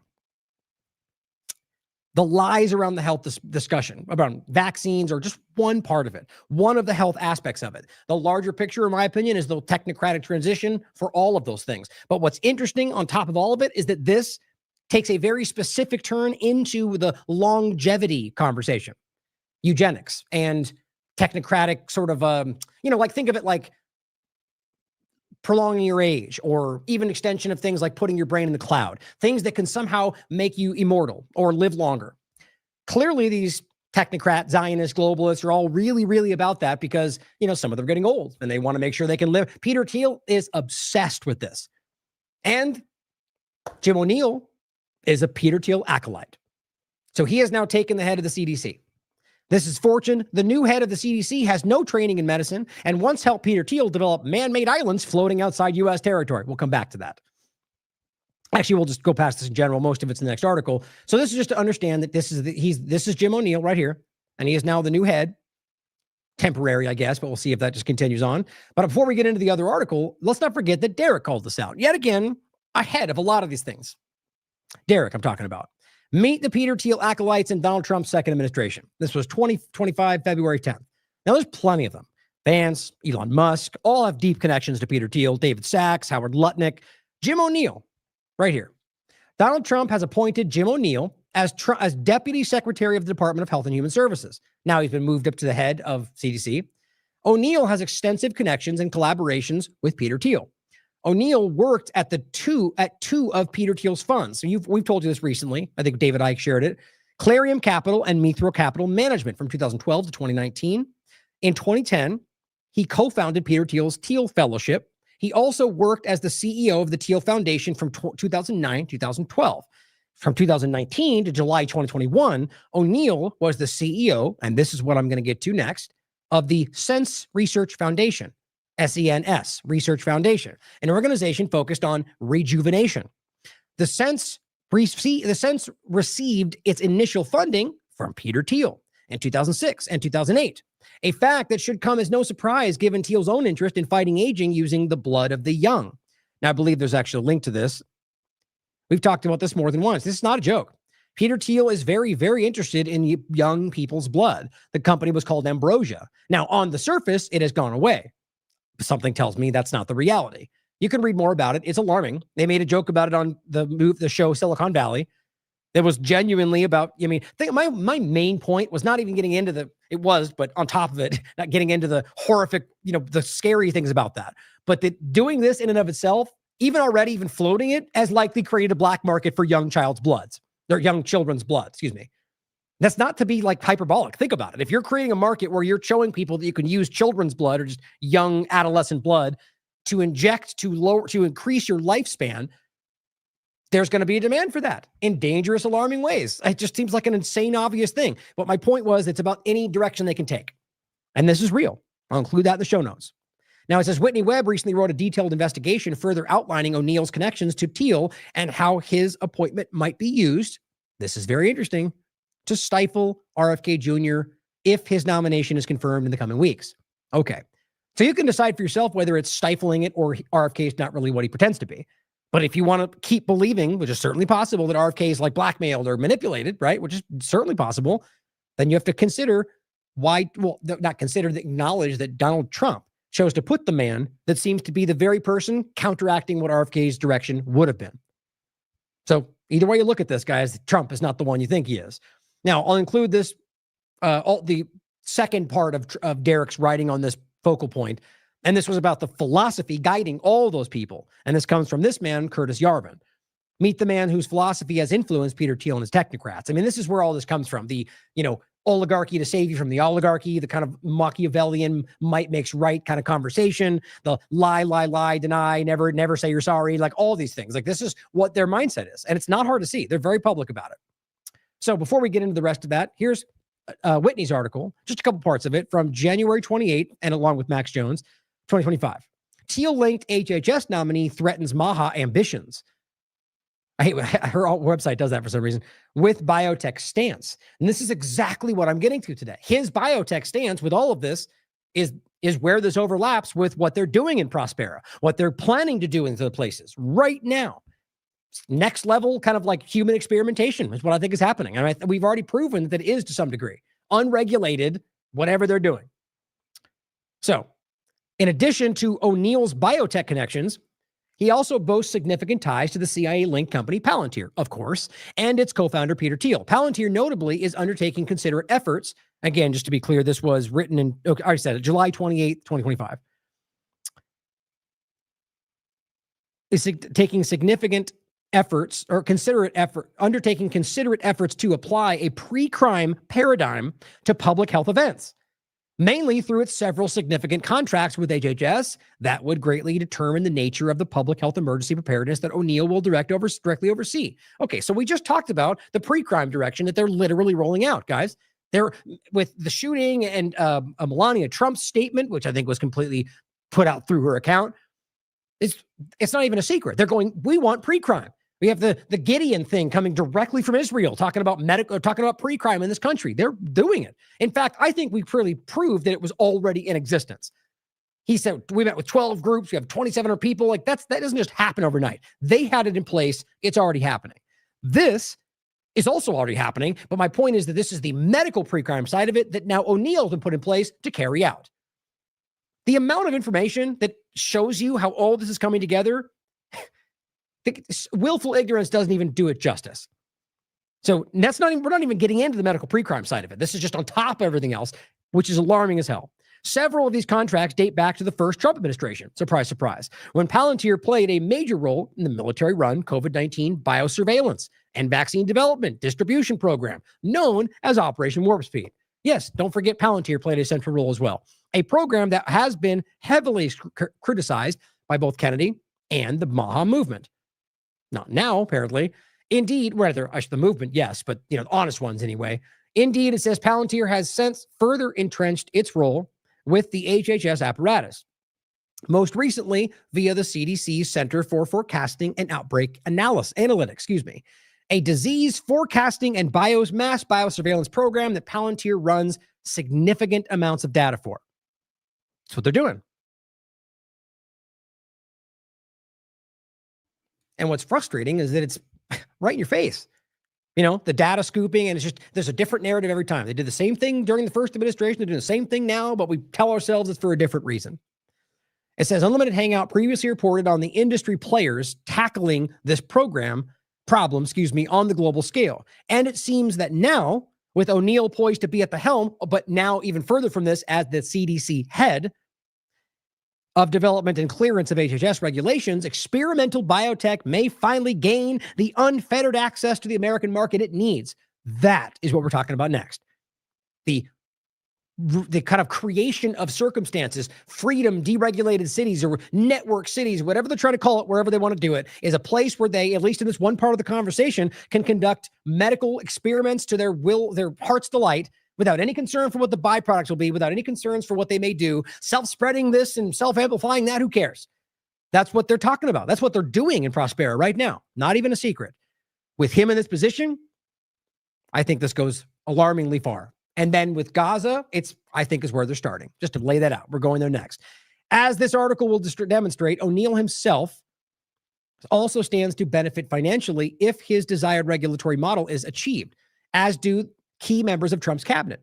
Surprise, surprise, just like they did with Fauci. And it's the same thing. It's enrichment based on these actions. Further, given the pandemic preparedness model of monitoring and developing preemptive countermeasures for pathogens with pandemic potential, as well as the big tech surveillance that coincided with the distribution of the experimental COVID vaccines, it appears likely that biosurveillance will play a crucial role in the future of the biotech market. They're already doing that, especially a deregulated one. And see, it's funny, when you talk about deregulation, obviously, my point is always, if you want to get rid of that, then get rid of the government. If you want to play this game where the government's still doing all this, but they deregulate, all that means is less protection for you. Like, understand it. We're talking about companies being able to do what they want without concerns for the environment, without concerns for your privacy. That's really what that amounts to. Now, I'm not saying in every case possible, but that's what they're using. They're playing on your desire for less government. Right? If you want to get rid of it, then get rid of it. Government shouldn't be involved in anything, but no, they're doing it everywhere, but removing regulation where it benefits their corporate interests. I mean, that's really what it comes down to. And all these screaming fake patriots want you to pretend like they're winning when they damn well know or don't care. Such a model would notably benefit the public-private surveillance infrastructure built up by the man who helped kickstart O'Neill's private sector career, Peter Thiel, obviously. Yet O'Neill's role in the now decades-long effort to provide accelerated, deregulated paths to market for experimental drugs dates back to his time in public office, where he served during the height of the now infamous War on Terror, of course. And that's the guy you want in power, right? Totally not deep state material. It was likely there that he met George W. Bush's HHS secretary, Tommy Thompson, who implemented the consequential Project BioShield Act of 2004, which is relevant, a piece of legislation that marked a firm step forward in the path towards emergency deregulation of drugs and vaccines. Now, I'm going to go probably through this article more in the coming days. There's a lot in there that you'll want to hear, as always. But for the time today, what we're going to get into next, based on what we just read, an article from MIT Technology Review, June 30th, 2025. Now it says, while O'Neill doesn't subscribe to Kennedy's most contentious beliefs, make sure that's the right one. Yeah, okay. Make sure I didn't mix up the order. While O'Neill doesn't subscribe to Kennedy's most contentious beliefs and supports existing vaccine schedules, it goes on to say he may steer the agencies. Like, what I think is funny about this is it's like, so O'Neill, they're trying to frame this as somehow like the worry is about whether or not he supports the crazy vaccine direction, which to me feels like a complete head fake. Maybe that's what the writer believes, right? But I don't think it has. Like I've been saying, it's not these things are unimportant, but we're shifting into something different today. That what they played through on the COVID-19 timeframe, I don't think is their focal point right now. It's still going to happen. And maybe I'm wrong about that. But I think clearly the overarching, or rather the bigger picture shows you that this is something, it's the evolution of that direction. So we're still looking back at the same model when they're doing the next thing, right? That's kind of how this tends to work. My point is that if you're getting us hyper-focused on this back and forth around that, when we're missing the larger rollout of what they're talking about. And that's this next step. We're thinking about that. That's how they're kind of framing it. It's like they're wondering whether or not he'll be on the vaccine side when the health, and the whole article is really about the idea. The title is Meet Jim O'Neill, the longevity enthusiast who is now RFK Jr.'s right-hand man. So it says, although much less of a public figure than his new boss, O'Neill is quite well known in the increasingly well-funded and tight-knit longevity community. Now, it's just sort of like a euphemism for, all the kind of different bioengineering, genetic engineering, the stuff that can, either in any weird, a lot of different directions, extend your life, right? Make you immortal, whether it's like a technology way or there's largely it is about the bioengineered side of it. But there is an overlap with the sort of like technological side of it as well. But so it's any kind of like experimental technology science that can make you live longer. And as always, that never trickles down to the average people. It says his acquaintances include the prominent longevity influencer, Brian Johnson, who describes him as a soft-spoken, thoughtful, methodical guy, and the billionaire tech entrepreneur, Peter Thiel. Again, that is connected to him already. But it says, make it easier for them to experiment with potential anti-aging drugs. Just a quick point is, right. So we want them, look, what we just went through from this administration, no less, from RFK Jr. and Trump, who want you to believe we're calling out lockdowns and all of that stuff, right? One of the main issues was the way that they rolled out experimental drugs, whether emergency use or not, like literal things that they tested on people, and your argument about the gold standard placebo tests and trials. And here you are, the guy you put in place, his main point is the opposite of that, to try to rapidly rush out, whether it's vaccines or anything else, drugs, rush things out before they're fully tested.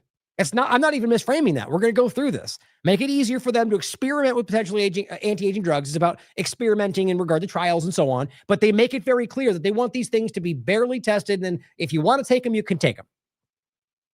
RFK is basically saying a similar thing right now. It's like, well, your freedom to be able to try these if you want. There's a reason those two things are there, in my opinion.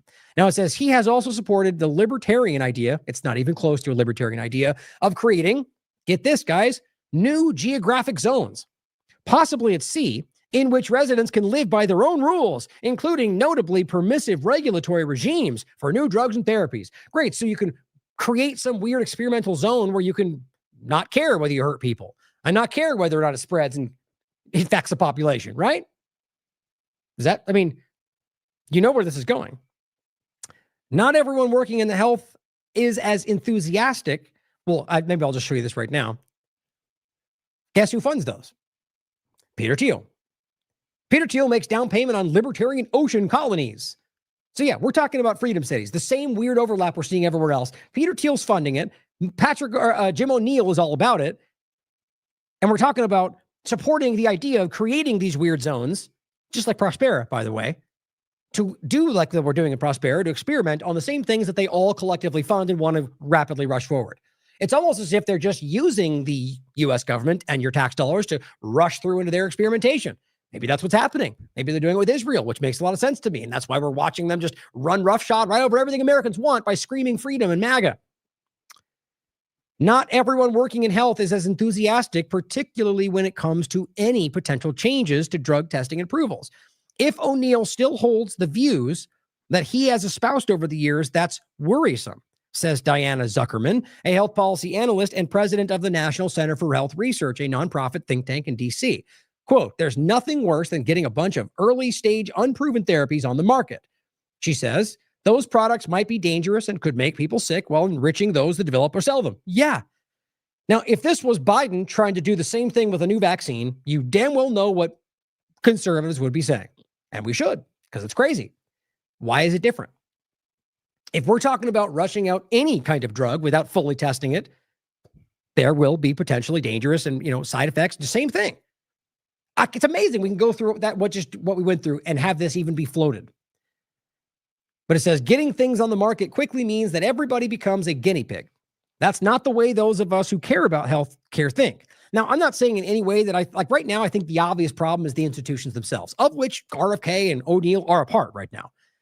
But it's not the same as saying literally everybody involved is willfully trying to hurt you. I think that there's a major problem. I think that is the case for some.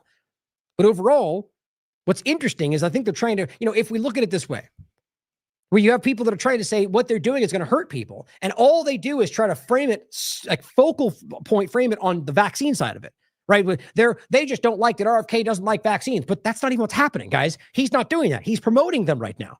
But let's just pretend like that's not true to make this point. That RFK is the one fighting vaccines, and he's the one going, they're going to hurt us with their direction. That will make people then box it out and say, though, they don't like the vaccine stance. This is not about vaccines, at least not entirely. It's about any drugs. There could be vaccine overlaps to this. My point is what I'm getting at is that ultimately people will then almost accept the danger and the obvious risk that we wouldn't accept any other place because we've been kind of trained to think they're overreacting to the vaccine thing. This is how you use the truth to manipulate people. That's just a thought I had. But overall, we can see where this is going. The people that we would rightly be just, skeptical of, people that are insider people in the health field who are telling you this is dangerous, most conservatives are going to dismiss that and go with what RFK says, even though it's obviously dangerous. And if it was a Democrat, they'd be saying the same thing. It says, as Deputy Secretary of Health and Human Services, O'Neill will oversee a number of agencies, including the NIH, the world's biggest funder of biomedical research, the CDC, the country's public health agency, and the FDA, which has created to ensure drugs that medical devices are safe and effective. So not only now is he the head of the CDC, but he still has the overview of all these different groups too. So if he's going to start rolling out the unregulated drug direction for all that they're doing, he's in the right spot. So again, this article is from June 30th, right? So he is now the head of the CDC. O'Neill appears to have had a close relationship with Thiel since the late 2000s. Thiel is heavily invested in longevity research and has said he does not believe that death is inevitable. In 2011, O'Neill referred to Thiel as his friend and patron. A representative for Thiel did not respond to request for comment. Because, of course, because you're totally not hiding anything. I just love how they're all so weird about that today. I think they know we're all looking at him. O'Neill also served as CEO of the Thiel Foundation between 2009 and 2012, as we said before, and co-founded the Thiel Fellowship, which offers $200,000 to promising young people if they drop out of college and do other work. He spent 7 years as managing director of Murfreesboro Capital Management, a family of long-term venture capital funds founded by Peter Thiel, according to O'Neill's LinkedIn profile. O'Neill got further stitched into the longevity field when he spent more than a decade representing Thiel's interests as a board member of, specifically, the Sense Research Foundation, SENS, and an organization dedicated to finding treatments for aging, to which Thiel was a significant donor. O'Neill's even spent a couple of years as CEO of SRF, that's the Sense Research Foundation, from 2019 to 2021, when its founder, important, Aubrey de Grey, that's the founder of the group that we're talking about in the longevity direction we're going to point out next, a prominent figure in the longevity field, Aubrey de Grey, was removed. This is less important, but it's interesting, following accusations of sexual harassment. I didn't even go into whether I could verify that or not. It's relevant to the larger point. But it would interestingly overlap. These people are all just kind of like sociopaths, but who knows if he argues he was misrepresented, they lied about him. But it says, as CEO, O'Neill oversaw a student education program and multiple scientific research projects that focused on various aspects of aging, according to organizations' annual reports. And in a 2020 SRF annual report, that's the Sense Research Foundation, O'Neill wrote that Eric Hargman, then the Deputy Secretary of HHS, had attended an SRF conference to discuss regulatory reform. So his entire career, they've been working towards a situation where they can remove regulations on specifically longevity research. And now he's going to be able to do that. Going forward, it says pretty much everyone in the field that I spoke with appears to be hopeful, the field being longevity. They appear to be hopeful about what O'Neill will do now that he's been confirmed. Namely, and that's again, before the CDC part of it, namely, they hope he will use his new position to direct attention and funds to legitimate longevity research and the development of new drugs that might slow or reverse human aging. Now, all of these sociopathic technocrat global Zionists, all of them want this. They all want to live longer.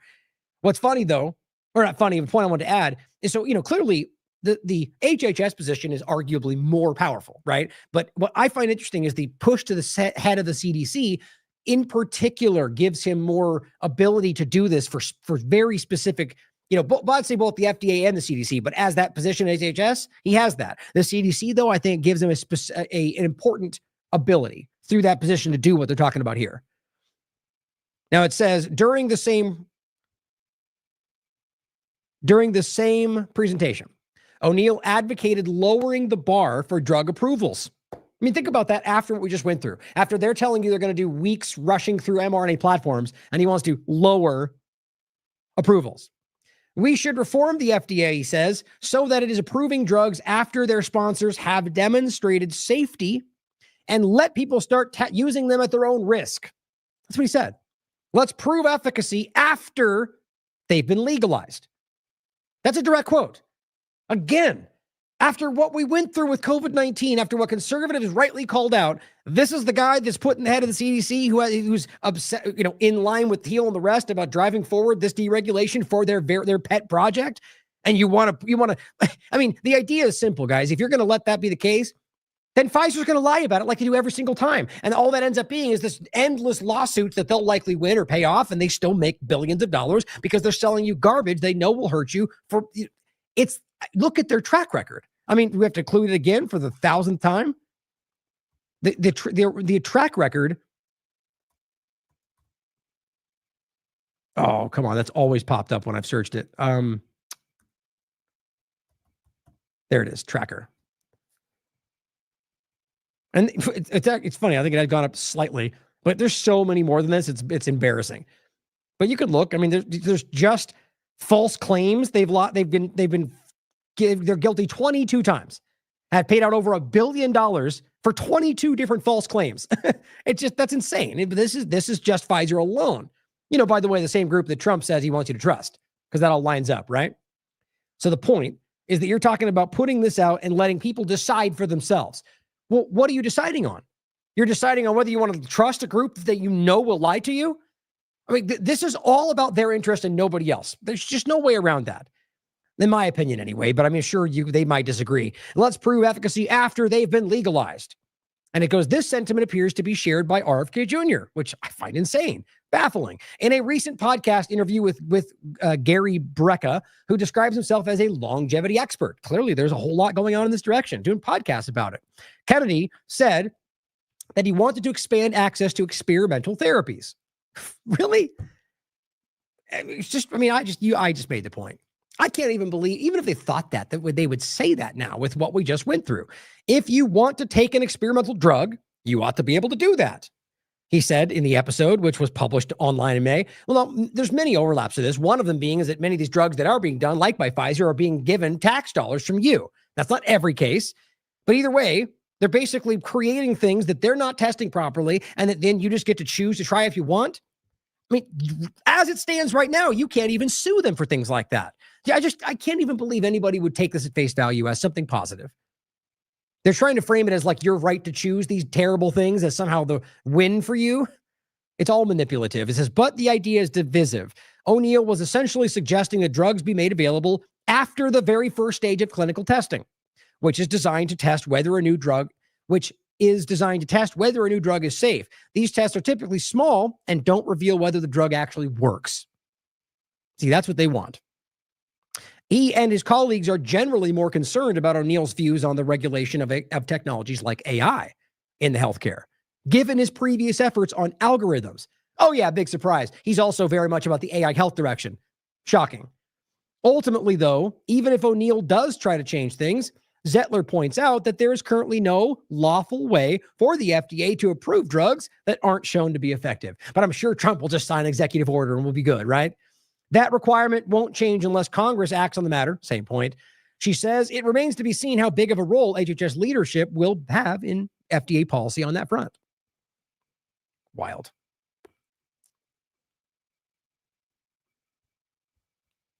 Make sure I went through all of it. Hold on. Make sure I'm not missing something here.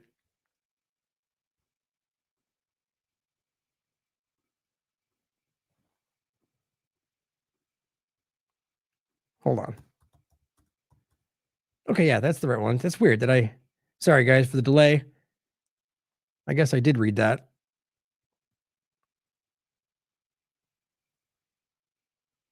Wait, no, there's something I'm missing here. Oh, okay, how did I possibly do that? I'm glad I saw that. Okay, I think I know what I did. So there's just two more. Okay, I'm sorry, I got confused. Okay, so longevity state, this one ends on that front.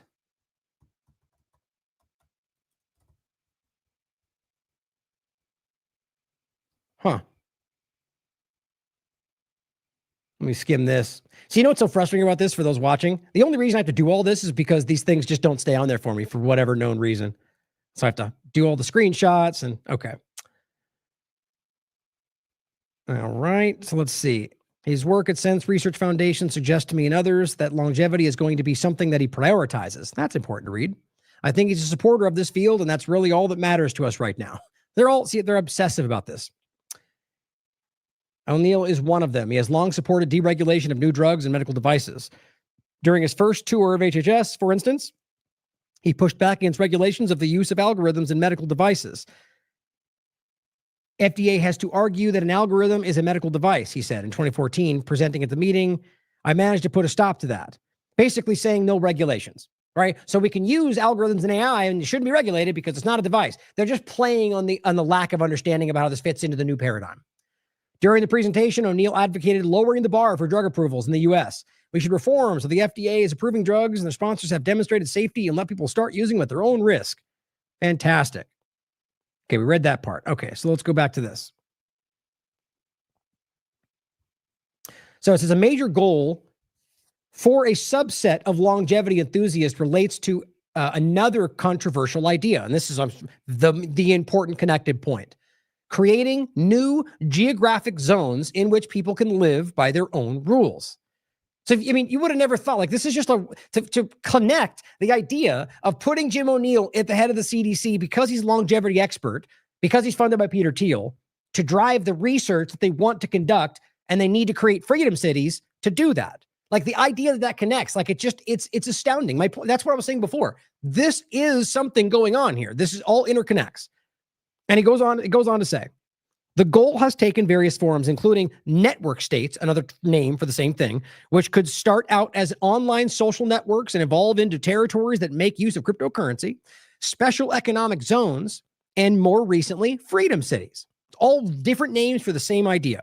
It says, while specific details vary, the fundamental concept is creating a new society beyond the limits of nations and governments as a place to experiment with new approaches to rules and regulations. In 2023, for instance, a group of longevity enthusiasts met at a temporary pop-up city in Montenegro to discuss plans to establish a longevity state, a geographic zone with a focus on extending human lifespan.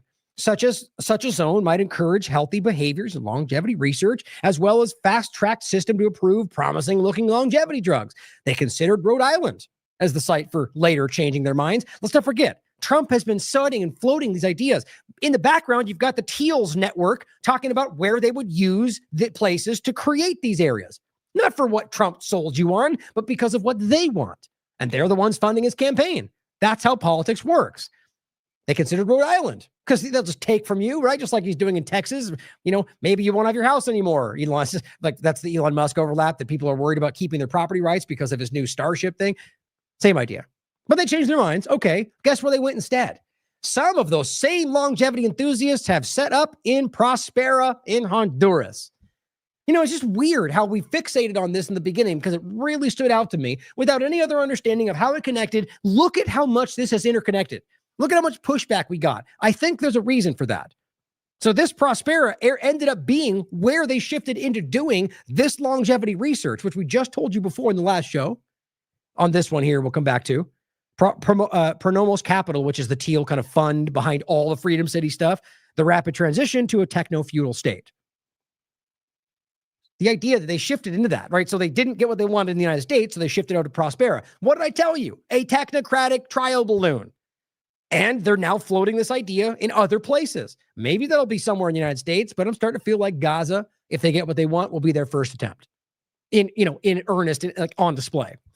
Now, Prospera, Honduras, a special economic zone like they were just talking about, on the island of Roatan with a libertarian approach, not even remotely, if you understand what those words mean, to governance. Where other than the idea that I guess that there's like no regulation, like they're playing it fast and loose with what that really means. It's basically like what they're doing with encroaching land and taking territory. It's not libertarian, guys. It's just not. It's techno-feudal. It's what it comes down to. That's why that term really does stand out. And it says where residents are able to make their own suggestions for medical regulations. Great. They'll listen to you or completely ignore you, Another pop-up city, Vitalia, which we also talked about, also funded by Peter Thiel, was set up for 2 months in 2024. Compete with its own biohacking lab. It also happened. Oh, you know what? I'm sorry. That's right. Was it Vitalia? And there was another one too. The larger point is that Peter Thiel's connected to almost every single one of these.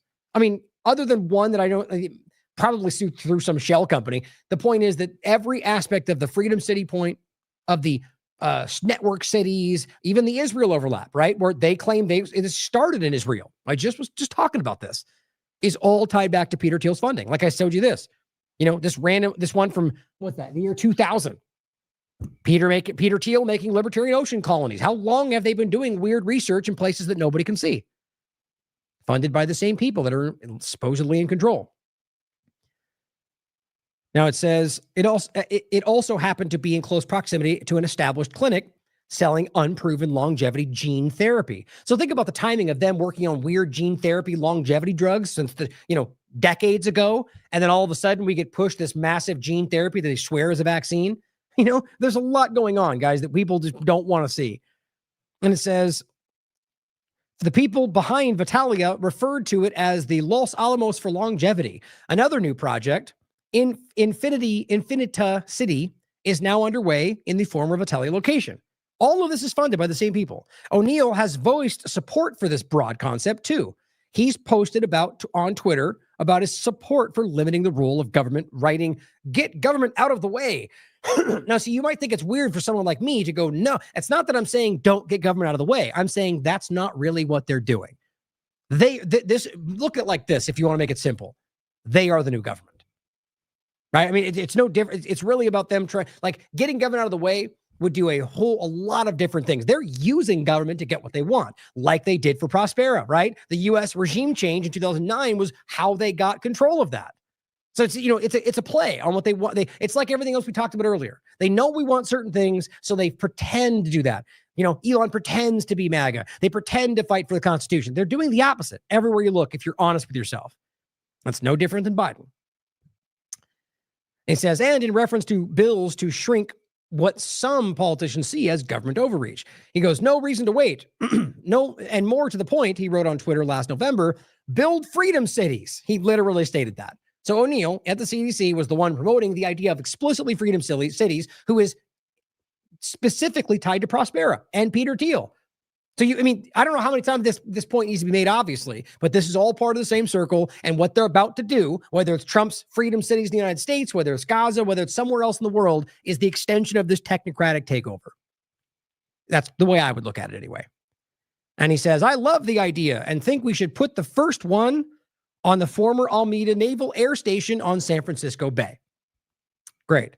And up until March of last year, according to his financial disclosures, he served on the board of directors at the Seasteading Institute, an organization with the goal of creating startup countries at sea. Again, exactly what Peter Thiel is funding. We are also negotiating with countries to establish a sea zone, a specially designated economic zone where seasteading companies could build their platforms. The organization explains. How much you want to bet those pop up all over the Gaza area? Or they're probably already doing that in places that they control. Some in the longevity community see the ultimate goal as establishing a network state within the United States. That's essentially what we're doing in Montana, says A4LI Livingston. A4LI's Livingston, referring to his successful lobbying efforts to create a hub for experimental medicine there. I'd love to hear from some people in Montana what the hell's going on over there. Over the last couple of years, it says the state has expanded right to try laws. So you might see it's interesting how things like that, they frame it as something that, sure, you should have the right to test our experimental things that we lie to you about. Freedom. Not the same thing as it might sound. It says, which were originally designed to allow terminally ill individuals to access unproven treatments. Now, obviously, I agree with that. The idea is if you're in a position where you're dying and you have no, this is what I said about cannabis or anything else. They'll say yes, but then they'll stop you from trying cannabis, right? Anything you want to try, if you're on your deathbed, sure, that's a different situation. But the idea that some average person should just decide to try it when they're lying to you about what it really does and how safe it is and whatever else, it's just, that's not the same thing as they're framing it as. And it says, under new state laws, anyone can access such treatments, providing they have been through an initial phase 1 trial as a preliminary safety test. They're just building on this idea of allowing people to try things when they're dying into something like everybody should be able to try anything they want. You know, it's in the sense of what we're putting in front of them that they're lied to about. And it says, we're doing a Freedom City in Montana without calling it a Freedom City, says Livingston. I really want to know about this. Anybody out there? Let me know. I'm really curious about what's going on in Montana. Patrick Friedman, the libertarian founder of the Seasteading Institute, who calls O'Neill a close friend, explains that part of the idea of freedom cities is to create specific industry clusters on federal land in the United States and win regulatory carve-outs that benefit those industries.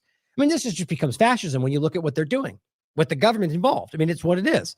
A freedom city for longevity biotech is being discussed. Great. Although he adds that those discussions are still in the very early stages. He says he'd possibly work with O'Neill on changing regulations that are under HHS, but isn't yet certain what that might involve. We're still trying, he says, to research and define the whole program and gather support for it. Some libertarians, include longevity enthusiasts, believe this is their moment to build a new experimental home. Not only do they expect backing from O'Neill, but they believe President Trump has advocated for new economic zones, perhaps dedicated to the support of specific industries that can set their own rules for governance. The notion around so-called freedom cities, it says, with respect to biomedical innovation, just reflects deep misunderstandings of what drug development entails, says Ohio State's Zettler. And this is my point, or same from before, that you may be reflexively, they're presented as like the establishment person. Doubt them. Yes. Question all of them, including the ones that you may not think you should, but also consider all of their statements and their opinions, even the ones you think you shouldn't. Right? That's always how it should go. In this case, this person is simply saying, wait a minute, like this is the way they're doing this may sound like it's, he simply goes on to say, it's not regulatory requirements that slow down drug development. It's the scientific difficulty of assessing safety and effectiveness and of finding true therapies. I would agree with that. All we saw different this last time was their complete lack of concern for doing that. They just rushed right through it. So what they're trying to make it sound like is, oh, the red tape is getting in the way. Well, in some cases, yes. But the reality is that they're actually years of testing are in order to find out if they're safe. And they just don't care about doing that is the point. And all they're trying to do is frame what appears to be the ignorance of the situation to get you to call for what will hurt you. Typical. Making matters even murkier, a lot of the research geared toward finding those therapies has been subject to drastic cuts. Now, this is interesting. Same point, right? So here's Trump coming in and cutting things that in many ways I would agree with. But if they're doing this, which they are, what was that about, right? Is it about trying to make it seem like, or one of two things, making it seem like you're doing this because you're really not, or slashing things off the NIH so you create a hole in need, right? A spot where you go, well, now we need what you fill with this exact direction. This is what the article says. Making matters even murkier, a lot of the research geared toward finding those therapies has been subject to drastic cuts. The NIH is the largest funder of biomedical research in the world. Remember what she is now head of, or through the CDC is leading, and has supported major scientific discoveries, including those that benefit longevity research, or rather, HHS, I should have said. But in late March, HHS announced a dramatic restructuring that would involve laying off 10,000 full-time employees. Since Trump took office, over 1,000 NIH research grants have been ended, and the administration has announced plans to slash funding for indirect research costs. Now, remember, most of this was simply repurposed and put in different directions. But it says a move that would cost individual research institutions millions of dollars. Research universities, notably Harvard, have been the target of policies to limit or revoke visas for international students, demands to change curricula, and threaten their funding and tax-exempt status. All right, so a lot of that you may even agree with. My point, though, is that this could be an action in the means to an end, like to create the call or like the very thing that they want done right there, you've created an opening for this project to fill. That's kind of how I see that. But you can decide for yourselves. Now, lastly, it says alongside its efforts to change Montana state law to allow clinics to sell unproven treatments, the organization has been planning to push for an all-new NIH institute dedicated to aging and longevity research, and in an idea that O'Neill voiced support for last year. So seems to be that's where it's going. Now, that was my thought before this article put it out. Either way, it seems to be a very likely kind of direction. They're creating the call for it. Now, this is where it gets even more interesting. This is life extension, one of the many groups that you can connect back to O'Neill and what they're working on. And I mean like literally interconnected, not just associations, like working along with funding, things like that. Billionaire philanthropist funding anti-aging research. Now, this is specifically Peter Thiel we're talking about. It says 40 years ago, Paul Allen and Bill Gates co-founded Microsoft. Today, Allen's net worth is $17.5 billion and Gates' worth is $79.2 billion, the world's highest. Now, it starts with Gates, just to show you, interestingly enough, yet another overlap of Gates and Thiel going in the same direction, both of which are immersed in the current Trump administration. And it says, excuse me, Gates, by contrast, donated a stunning $28 billion, 280 times as much as the person they referenced before, to a foundation that he and his wife control. So that's that whole fake philanthropy. However, his wealthiest of all of the world's charitable foundations, with assets exceeding $42.3 billion, donates almost nothing to initiatives aimed at slowing the fundamental aging process. Out of its total annual budget, about $31 billion, the NIH allocates a mere 3.7% for the government agency charged with studying aging, and they're ultimately going to ramp that up. I promise you that's already happening.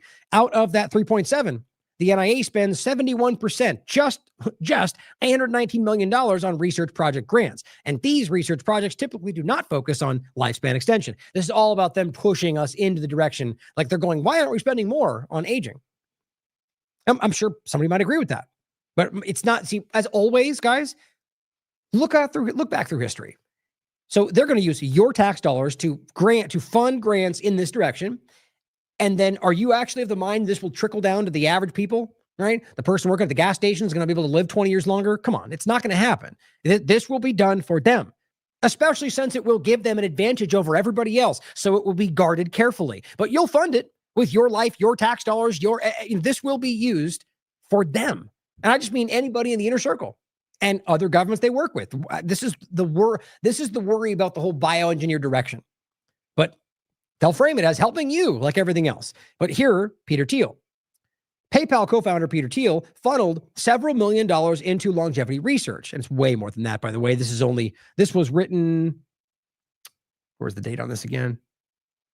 Date wasn't necessarily, 2015. It was not necessarily important, but it was really just that it's the money they're talking about specific here. But even then, it's way more than this one project. But it goes, his donations are targeted towards funding an organization poised to make the very most of it, such as the Dynamic Sense Research Foundation. Pioneer biomedical gerontologist Aubrey de Grey, who we mentioned before, connected to Jim O'Neill, or rather, he just took over the company that he was running, or the connection there to the companies. Aubrey de Grey, a life extension scientific advisory board member, serves as chief science officer for Sense, which stands for Strategies for Engineered Negligible Science. How do you say that? Senescence? Yeah, I think senescence, the condition of or process of deteriorating with age. Now it says, Sense research focuses on proposed techniques to rejuvenate the human body with the ambitious long-range goal of reversing biological aging. Thiel explained his Sense donation this way. I believe that de Grey's revolutionary approach to aging research will accelerate longevity, allowing many people alive, and he means people in his inner circle, today to enjoy radically longer and healthier lives.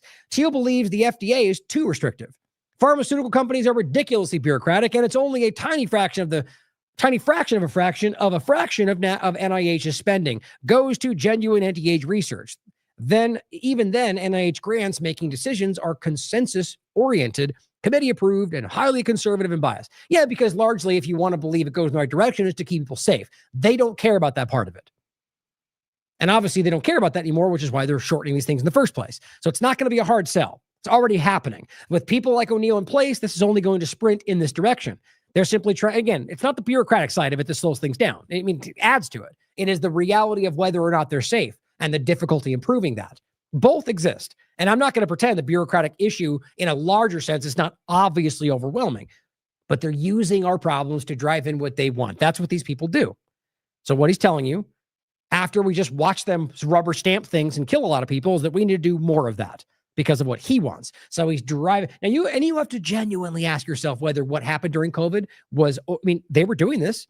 They were involved in this last administration and today. How do we know that's not part of it? So, DeGray. It's interesting to me that you can have this guy, DeGray, who is, this is the Transhumanist Party, urges you to sign the Dublin Longevity Declaration.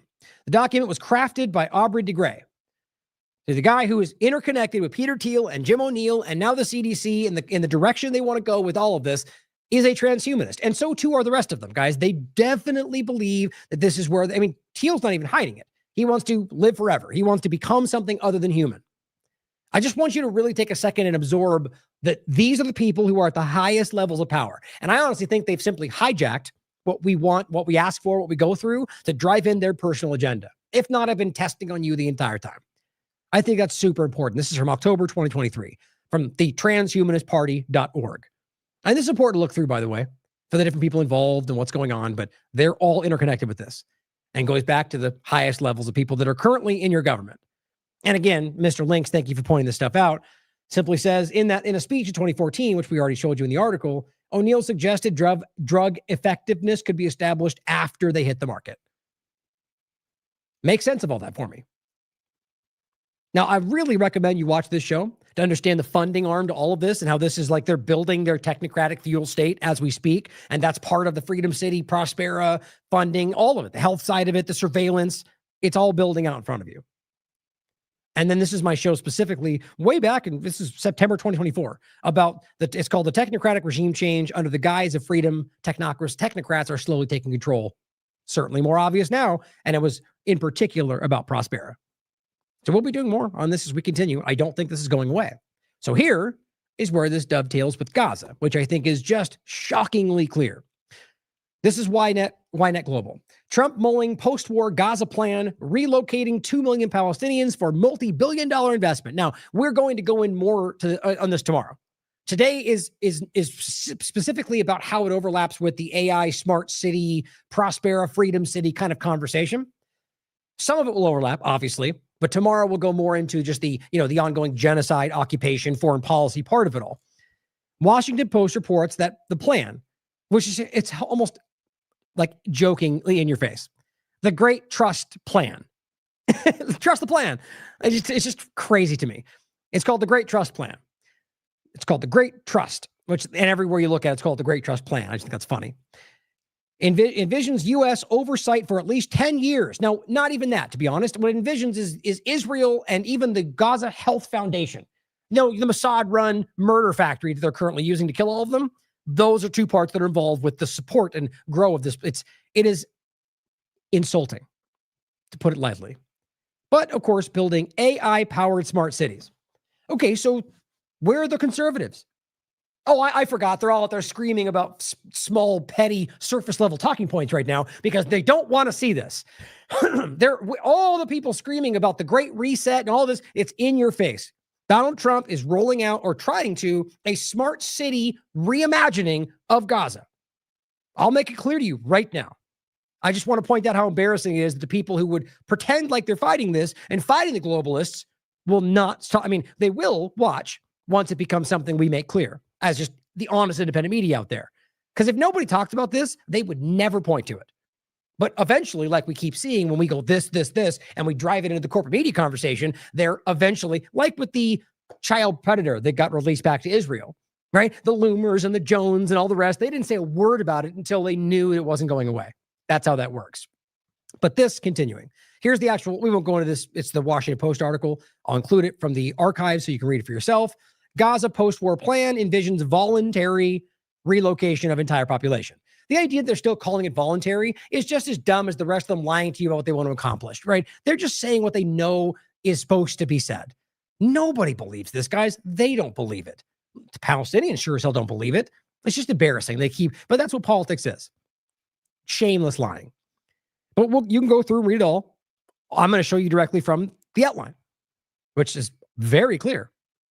Caitlin Johnstone says, we're going to be hearing this voluntary relocation slogan a lot. And everyone should understand that it's a lie. Saying leave or starve, and really what they're saying is leave or starve or get shot, because they're doing both.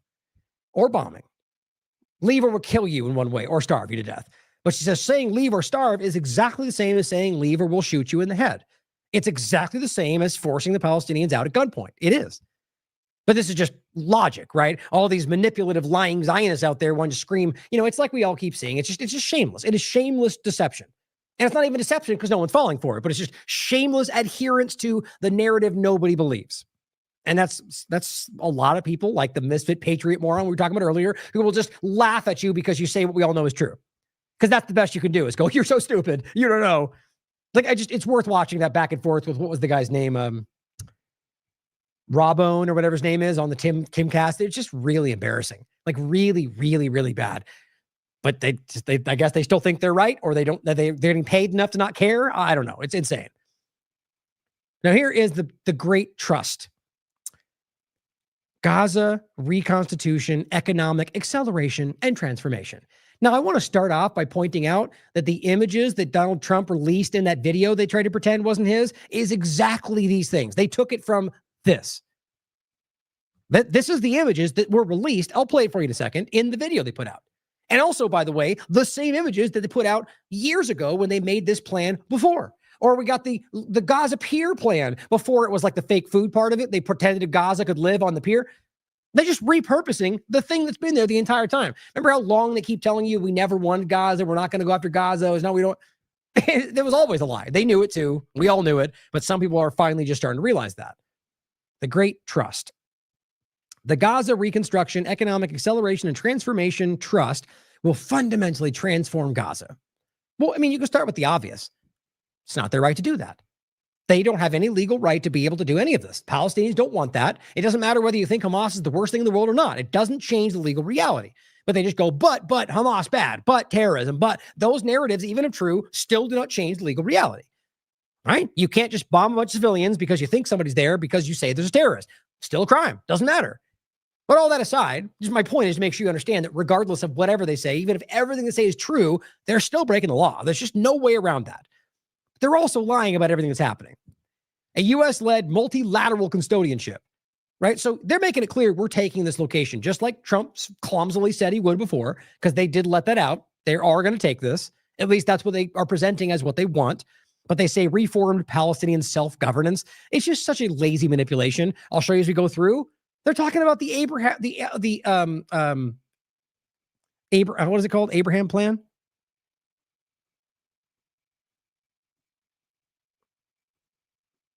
The Abraham Accords, excuse me. We'll come back to that. I mean, Robert wrote about this. He called it the fail of the century. Trump screamed about the deal of the century. That was about the Abraham Accords. It was, and his overlapping plan and all of that. Like they're simply this is what they do every time. They're giving you the same thing they've always done with some new graphics and calling it freedom, and then going, outraged Palestinians don't want peace. It just grosses me out that anyone is, the fact that they know we see them doing it too, just adds to it. They know we see them. They know that. This is them going, we're doing this. We don't care what you think. They know the world sees them. It says it can start as a U.S.-Israel bilateral agreement. Oh, great. So the U.S. and Israel get to decide for them, but they're not involved. Nobody wants this, guys. Nobody thinks it's okay. Not any institution of standing. The only people pushing this right now are the governments that are involved and the governments that are overtaken by Israel. Taking control from Israel to the United States once Hamas is disarmed. Oh, just disarmed? So it's okay they still live there? Nope, can't happen. So at what point do you acknowledge that they're never going to remove Hamas unless they completely ethnically cleanse the area? Oh, I guess that's right. That's what they're doing. All they're doing is simply removing everybody out, killing who they want, and you're going to pretend that somehow you're going to disarm these people. We're talking about a new location, you guys. Disarmed. Like this is chosen language so they can try to sidestep the worst parts of this, even though this is insane on its face. Up to $100 billion in investment. Also, they're making lots and lots of money if they do this, which is really what it comes down to. Guess what? Including 10 mega construction projects. 10 mega projects? Doesn't that what comes to mind? A part that I left off. While campaigning for the presidency in 2023, Trump floated what seemed like a similar idea. It is the same idea. That's not even a secret at this point. It's same funding, same people, same locations, the funding overlap of the research. But what he said, we should hold a contest to charter up to 10 new cities. Interesting overlap. Maybe that's not what they mean. Could just be one, but interesting. Innovative funding model based on land trust and tokenization. It's exactly what it sounds like. We're going to show you right from the AI city, digital IDs, digital money. Where are all the conservatives? Call it out. I mean, can you imagine this happening? I mean, get ready, Montana, right? Get ready, Rhode Island, all the places they're floating with or anywhere else. This is what's coming. Because this is the same overlapping plan. This is what we're talking about. And this is not my opinion, by the way. If you look at what they're discussing for the futuristic cities and area, that's what it talks about. It talks about AI power discussion, talks about AI surveillance, talks about digital IDs, all of it. And that's like Prospera, Peter Thiel, separate from Freedom Cities. But we know it's the same people, same funding. And that's what this is. You see, financial return on investment. Imagine trying to discuss a return on investment for what you're claiming is a plan to save people. Just, these people are so transparently disgusting. Okay.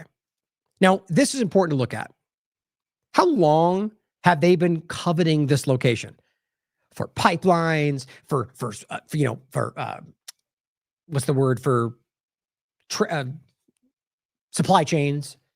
I mean, any number of things. Like, it's an important location, which is, by the way, why they regime changed Egypt, which is, by the way, why they regime. I mean, every single location. It's important. This was like one of the last issues, including Yemen, by the way, which they're still trying to do right now.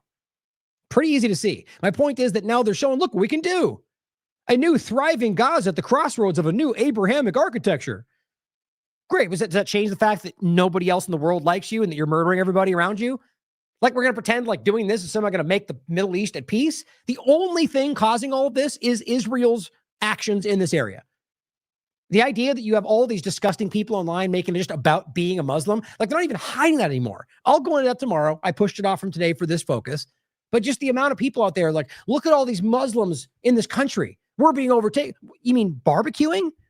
That's what they're showing in these videos. So because they're Muslim, they're by default, what about the one over there where it's all the Israelis with their flags? No, that's okay. So you're disgusting is the point, right? It's on the surface. Gaza is an Iranian outpost, they write, in a moderate part of the region. Think about still pushing these kind of stupid arguments. Palestinian self-governance. That's embarrassing. Gaza is a regional trade hub at the crossroads. So that's what they're coveting in one large part. It's the location. Total collapse post-Hamas takeover. Two separate economies emerged. I think I skipped this in general. Let's see. Extreme aid dependencies, long as Hamas rule. It's all, Hamas is the problem, even though we've gone over all of this, from the Israel funding Hamas for this very purpose to keep them divided, which in no way undermines the legal right of armed resistance for the Palestinian people, despite that being, that you have to acknowledge both facts. Yes, Israel did fund Hamas in many ways. Does not mean the Palestinian people are all taken, or Hamas even is all taken by Israel. I think stuff has changed a lot over the years. Regardless of the fact is it happened. It doesn't change the reality of their legal act of armed resistance because they're occupied. Got to be honest about all of it, even the ones that you may not think fit into what you like. Because you get a lot of pushback from people supporting Palestine that they sound like you're falling for some trick to lie about them to undermine their invasion. That's not the case. Now, of course, could I be wrong about the funding? Sure. I think the facts prove that. Robert and I have talked about it. You see, these things matter. It's about being truly objective and truly honest about what we can prove. Gaza 2035. Funny time frame, isn't it? Regional vision. The IMEC's bridge to the Mediterranean. It's the same point. How long they've been coveting this overlap. This is where we get into some of the crazy parts. Reimagining Gaza. 10 mega projects. Now here they frame this as, separate, right? But it's interesting overlap to the point. Maybe Trump just misinterpreted what he was reporting at that time. But here's what it says. Same special economic zone, right? That's right out of the Sustainable Development Goals. I bring this up with Prospera, same kind of conversation. Will be established with free trade to Europe and the United States. In it, is the Great Trust will spearhead 10 ambitious projects. Oh, look, public-private partnerships, no less. Because that's where we want to go, right? Right, conservatives? Okay. The Abraham Gateway. Here, I'll just go to this. I think I've got it highlighted, or just the parts here that I thought were important. Oh, look at this. So this is interesting. It's called the Elon Musk Smart Manufacturing Zone. Not a joke. Industrial zones along the Gaza-Israel border, feeding from and to the Abrahamic Gateway through the Gaza Ring. In the Elon Musk Smart. Great. So it's like the Trump Heights. You know, they're getting their name put on things that they gain from a genocide. Gotta love that. Regional data centers with special U.S. AI regulation protected by the Great Trust and serving Israel. Why is Israel even involved in any of this? They literally have ethnically cleansed this entire area. You're allowing them to take control of something that they illegally, it's like they're benefiting from their ill-gotten gains. That's what this is. And on top of that, they're building out their AI hellscape. World-class resorts along the coastline that Palestinians won't be allowed in. Here's the part that I think is most important.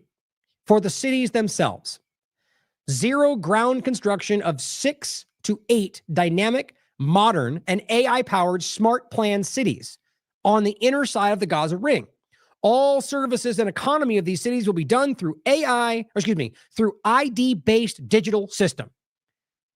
How long have we told you this? Even the Gaza Riviera, Gaza Smart City was something we floated. I'm not even remotely claiming that was the first person to say it, but that was something I pointed to that somebody out there floated for the first time well before we could prove it was going in this direction because people recognized that's where it was going.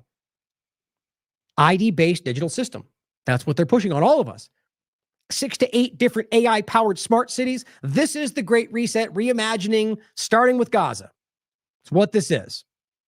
I think that was it there in general. Continuing. Gaza's urban design, fostering stability and quality of life. I think there was one point there. Maybe not. It says, I remember there's something that stood out here. This plan aims to address one of Gaza's ongoing insurgency's root causes, its urban design. Great. So what they mean is they want smart city designs that can be easily surveilled so there can't be possible insurgencies. Or really just using what using what you created here to justify mass surveillance of the people living there. I just don't know why anybody agrees with any of this. Panopticon style. Tourism. There it is. All services and economy in these cities will be done through AI-based, that's what it was, but I already said it. AI-powered digital systems. Advancing manufacturing zones. Now, look at all these images, by the way. You've seen these going around in all the things they're sharing. Well before this leaked. American electric vehicle companies build factories and facilities in Gaza. And, as usual, right? What happens when they save Iraq? Well, all the oil companies rush in. All the big corporations go in and they rape the country. That's what they do. So you're going to come in and you're going to build your electric vehicle companies, but isn't that what the conservatives were fighting after Elon pushed aside, especially right now? They're all bad, even Tesla. But now we're going to build them everywhere. Like, how do you not see this as hypocritical to what they're talking about? But the point is, build companies, wherever they are, which are going to take advantage of the people in the area. They're going to take advantage of everything. They're going to basically work there and not have to pay back to the area, outsource everything. AI, that's what they're talking about. That's what they always do. Ask Iraq, ask Syria, ask anywhere where this stuff goes on. Minerals and materials shipped from outside, assembled into batteries, guard, blah, blah, blah. Here it goes on, an innovative funding model, land trust and tokenization. Goal? Creating a self-financing and sustaining development fund to reconstruct Gaza and finance humanitarian efforts and developments. It'll be a slush fund for these Zionist technocrat globalists. And define main objectives. Oh, that wasn't the wall right here. Define digital asset implications, terms, and conditions. Digital asset information in blockchain as record of ownership. It's just like a one, two, three, right down the list of all the things that we've been talking about being rolled out in one location as they're stealing it from somebody else. Digital land title registration. Create and register tokens for fractional ownership. This is everything. Public place lands or place public lands of Gaza in the trust.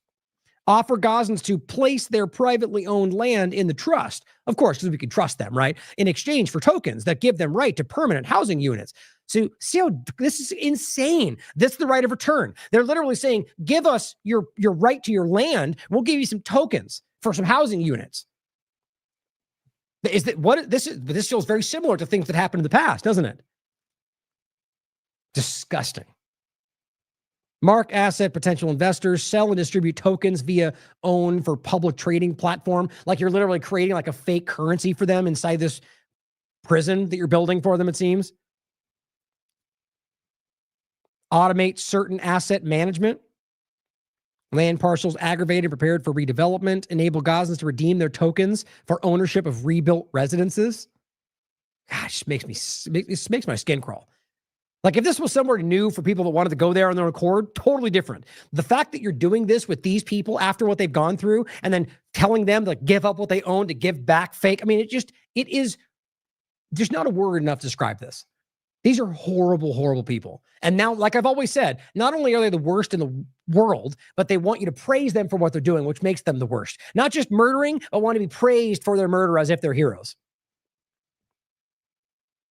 Enable secondary trading of tokens. Record all token transactions on the blockchain. Surveillable money, digital IDs, every single part of it. Oh, but by the way, they also still won't own anything, but they'll be happy. Yeah, what a coincidence. Governance framework, a custodianship, right? So basically, they'll take control. And if you're good, we might allow you to have it back, but not really. We'll never do that. That's what we're talking about. Under the Abraham Accords. It's the same conversation we've always had about, they're doing the same things. They're trying to frame it as something else, guys. Once Gaza is demilitarized and de-radicalized, which will take 45 years, if ever, it's just, that's never going to change because these people will never be content to be in control by they're the people that just genocide their families and will always be called the bad guy despite clearly being the victim. Hybrid security framework, self-funded force gradually building local capacity. Same point. It's all the same point. Effective Hamas-free aid delivery. Guess who's going to be doing the aid delivery, guys? The Mossad-funded murder campaign. The Gaza Humanitarian Foundation. It's not a joke. Effective Hamas-free aid delivery. So everyone in the world, other than the people involved, have called this out, including IDF members, including people on the international teams, including veterans from the United States military, have said they're deliberately, gleefully murdering children, starving, shooting people in the head. But let's make them the champion behind this, right? This is my point, guys. They know we see this. They don't care. They're relying on their screaming morons online to make you think that this is what everybody wants. Effective Hamas-free aid delivery and shelters while Gaza is being rebuilt. Great, so they're going to be put up and sheltered and fed by the people who have been killing them the entire time. Make sense of it. Accelerated reconstruction, voluntary relocation programs. Right, voluntary. What if they don't want to go? Well, too bad, you can die. Your choice. Very similar to the choice during COVID, right? Take it or we're going to put you in jail. Your choice. Take it or you lose your job. Your choice. Temporary housing option. Gazans remain in Gaza during reconstruction. Right, and they'll be killed, shot. They're already being told that. If you stay in here, we will murder you. They've said that point blank. Receive temporary housing, hardened structures set up in communities with life support. Education watch. All right, so you mean you'll bring in all the things you've been denying them this entire time. Got it. Receive $5,000 a person in digital money. Then we will allow you to give that back to us to take a place that we built for you, is what it comes down to. It says rent subsidized for 4 years. Oh, very kind of you. Is that the cost of murdering their children? Subsidized food for 1 year. How much you want to bet most of this doesn't even happen? You know as well as I that this, if they just get them out of the way, most of this will be cast aside because, somebody fired a rocket or something. Any number of things they could just simply claim, which is what they've done the entire time. or claim, look, hey, look at them. They're not following the rules. Okay, never mind. Like, it'll be immediate. If anything they've ever done is an example to follow, along with generating almost $200 billion in revenues, right? That's what we'll make money off the back of their suffering. Nothing new. Gross. Truly, truly disgusting. Oh yeah, let's not forget Gaza security, right? So you got to have somebody take care of them, right? Well, guess what? Top of the list, Academy. A completely Israel infiltrated overlapping. That's Eric Prince, the same one we talk about with the overlap to Carbine, who's basically a stand-in for Israeli government to create companies in this country. You know, the whole thing. It just doesn't stop. The whole thing is a manipulation, like it always is. I mean, do you really think suddenly the genociders just decided to be like, okay, let's help them this time? Education, that's re-education. That's what it comes down to. You're going to take groups that you're going to use against them to train them what they want you to think. This is not going to functionally work, guys. You just don't let the genociders start doing what they want and training, teaching, and you know, that doesn't make any sense to anybody. Public-private partnerships. No surprise there, right? This is what we've been telling you. This is the trial model, I think, for what they're really rolling out, other than the ones we've already talked about. I'll leave it there for today. There's more we can get into. Make sure I didn't miss anything here. Digital assets, digital IDs, freedom cities, environmental industrial zones for EVs, because that lines up. Well, again, let's play this clip because this is what Trump put out. Now look at all the overlaps to what we just showed you. Like the imagery, everything. And this video came out, I don't know, when did Derek post this? February 26th, but it was before that. I think it was even was it in 2024? Remind me in the chat when this came out. So look, they even put the date on it. They literally in this put 2025. What's next? Especially if it came out. I mean, they were predicting, they knew this would happen. They were trying to prime us for it now, or they are right now. They're trying to get you to be okay with this.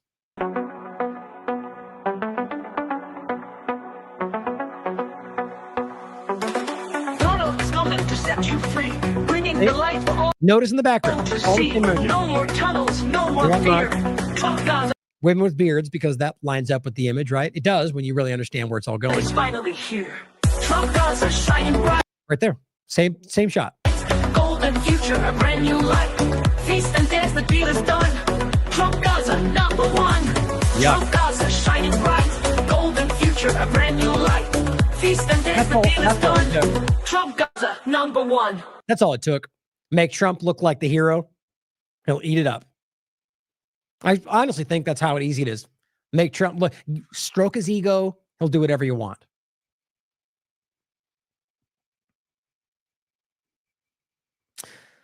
Oh, and I'll include Hala Jabber here. Did a great job breaking this down. Just kind of lays out some of the more important points that we were discussing about AI smart cities, tokens for your home. You know, it's all what we'd hope wouldn't happen. Here is Kushner laying this out. And this was posted this year, but this was, when was this? Like year and a half ago? I believe it was at least a year, more than a year ago. My point is, before we got here, this is what he had to say.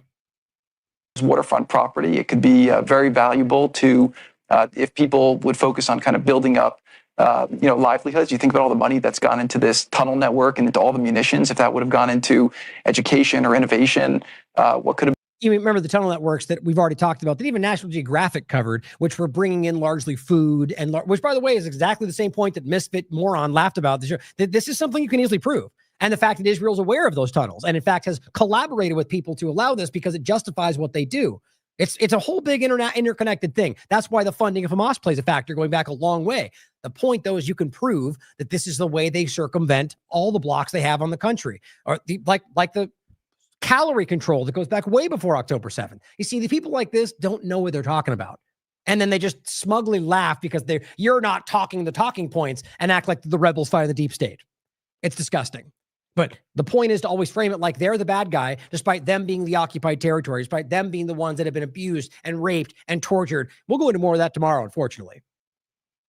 But here we could make it something better if we just get rid of those pesky Palestinians. Been done. And so I think that it's a little bit of an unfortunate situation there, but I think from Israel's perspective, I would do my best to move the people out and then clean it up. But I don't think that Israel has stated that they don't want the people to move back there afterward. Thing that they did many times. That I would try to do if I was Israel right now is I would just bulldoze something in the Negev. I would try to move people in there. I know that won't be the popular thing to do, but I think that that's a better option to do so that you can go in and finish the job. Yeah, genocide can be a little unpopular these days, but we'll get by it. It's like they're just so detached from humanity, right? They're so out of touch with humanity. Well, as Whitney Webb writes on August 31st, the plan to turn Gaza into an ethnically cleansed Riviera of the Middle East appears to go back almost a decade to 2016, when Paolo Zampoli, the man who says he introduced Trump to Melania and who is now his special envoy for global partnerships, was pitching it to journalists and politicians alike. Zampoli, a protege of John Casablancas, also has considerable Epstein network connections and has been involved in an insane number of scams and scandals over the years. Mark Goodwin and Whitney published an investigation on this exact topic. And this is the link for you. I went through it a bunch. I might actually go through it more tomorrow.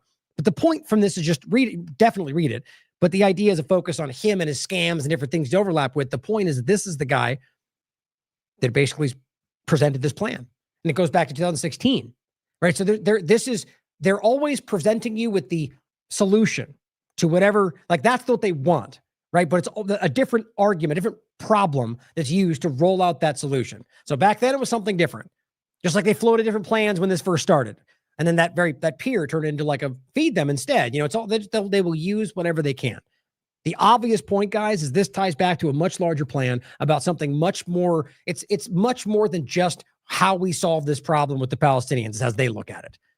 This is something bigger. And they're simply, and see, I think this is what I was saying a while back. Who knows for sure, but something tells me that Israel, they clearly just want to kill these people as the government. But I think they've wormed their way into like a leading role in all of this technocratic shift because they recognize that's where the world was going and probably will be the reason they fail. I hope so. So I argue without Israel being involved in all this, what they're trying to accomplish would be much, much harder to see. So maybe they did shoot themselves in the feet with October 7th and whatever else they allowed and did afterward.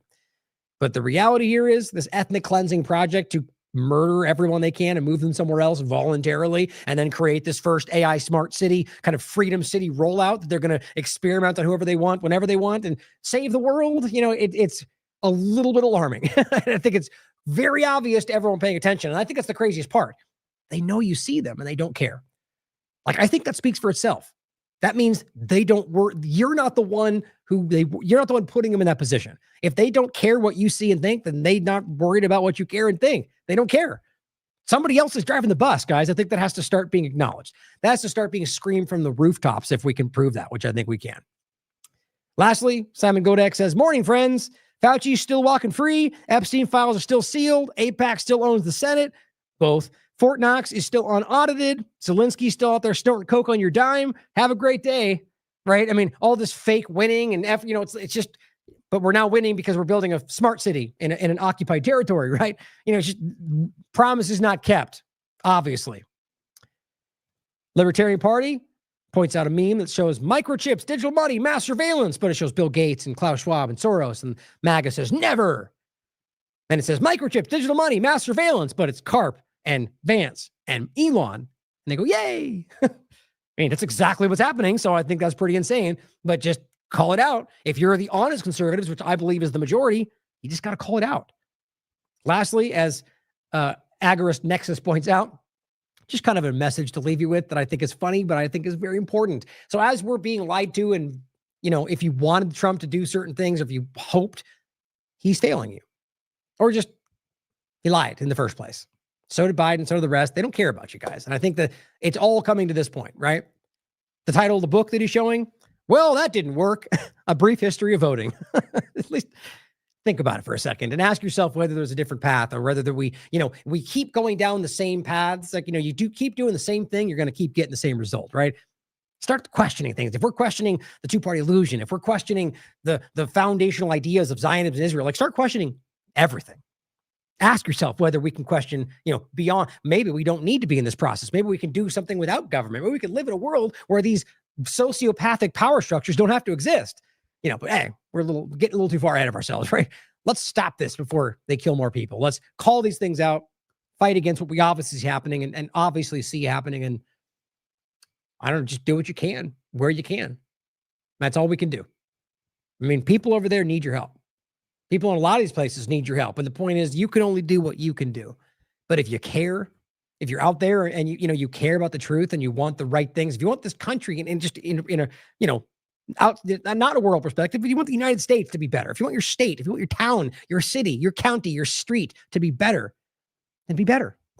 Stop falling for the same old tricks. Stop falling into the same traps. Stop being swayed by political morons out there. Stand up for your principles and your integrity. Show the world there's a different path. Thank you for tuning in today. I love you all. As always, question everything. Come to your own conclusions. Stay vigilant. One man who knows the dangers only too well is Aman Jabi, who was at the forefront of digital development in Silicon Valley, California, for 25 years. He left when he recognized the dark side of surveillance technology, choosing instead the peace and beauty of Montana. He's an expert in facial recognition. It's a technique that is used to uniquely identify the biometrics of any face. So, in a device like your smartphone, and most modern smartphones in the last 5 or 7 years, they have a 3D camera module in the front of the phone, which you cannot see. Within that module is a near-infrared projector which projects tens of thousands of dots on your face. Those dots are then distorted based on the contours and the features of your face, and there's a near-infrared camera then takes a picture of that distortion, captures it, and then reverse engineers the exact profile of your face. In the longer term, facial recognition will be used to unlock your digital identity, which is going to be a tool of control for the agendas that are coming down the pipeline. Elements of that control are already with us. Alexa, good morning. Good morning. You are never alone in your home, and this is why. All your devices at home and all smart appliances, they are all connected on a wireless network. Many of these devices will have cameras, many will have microphones, and so they are monitoring everything all the time. Your smart appliances are communicating with the smart meter and sending it real-time usage data. If there's a Ring camera also in your home, a mesh network is formed, and all your devices are being tracked within the home, its location, its usage, and all the data is going to Amazon servers. When you leave your home, all modern vehicles are connected to the internet, so your automobile is being tracked all the time. When you're going under a string of smart LED poles and smart LED lights on the highway and in the streets of your towns and cities, those form a wireless network and are tracking your vehicle. They are tracking all the devices on you, from smartphones to smartwatches when you're walking on the streets. So data is being collected 24/7 continuously on every human being whenever you are within these wireless networks. And it's obviously not good for health also because of all the electromagnetic radiation. In the long term, the plan is to pretty much lock up humanity in smart cities, which is kind of a superset of a 15-minute city. They've sold all the state and local governments and countries that smart cities are about sustainability and the good of the city. But in reality, the language from the UN and WEF and their white papers is all inverted. So, air monitoring is really about limiting mobility and no car ownership. Right? Surveillance, control via LED grid is why the smart lighting is there. Water management is about water rationing, noise pollution is about speech surveillance, traffic monitoring is about limiting mobility, and then, of course, energy conservation is all about rationing heat, electricity, and gasoline. Another concept one should be familiar with is called geofencing, and think of it as an invisible fence around you where you cannot go beyond a certain point, and that will be related to your face recognition, digital identity, and access control. Your smart contracts, SoftBrick can turn off your digital currency beyond a certain point from your house. Our world has been turned into a digital panopticon. That means you can be monitored, analyzed, managed, and monetized. Surveillance capitalists are already making billions of dollars selling our information to big corporations, because this kind of detailed knowledge enables them to predict and influence our behavior.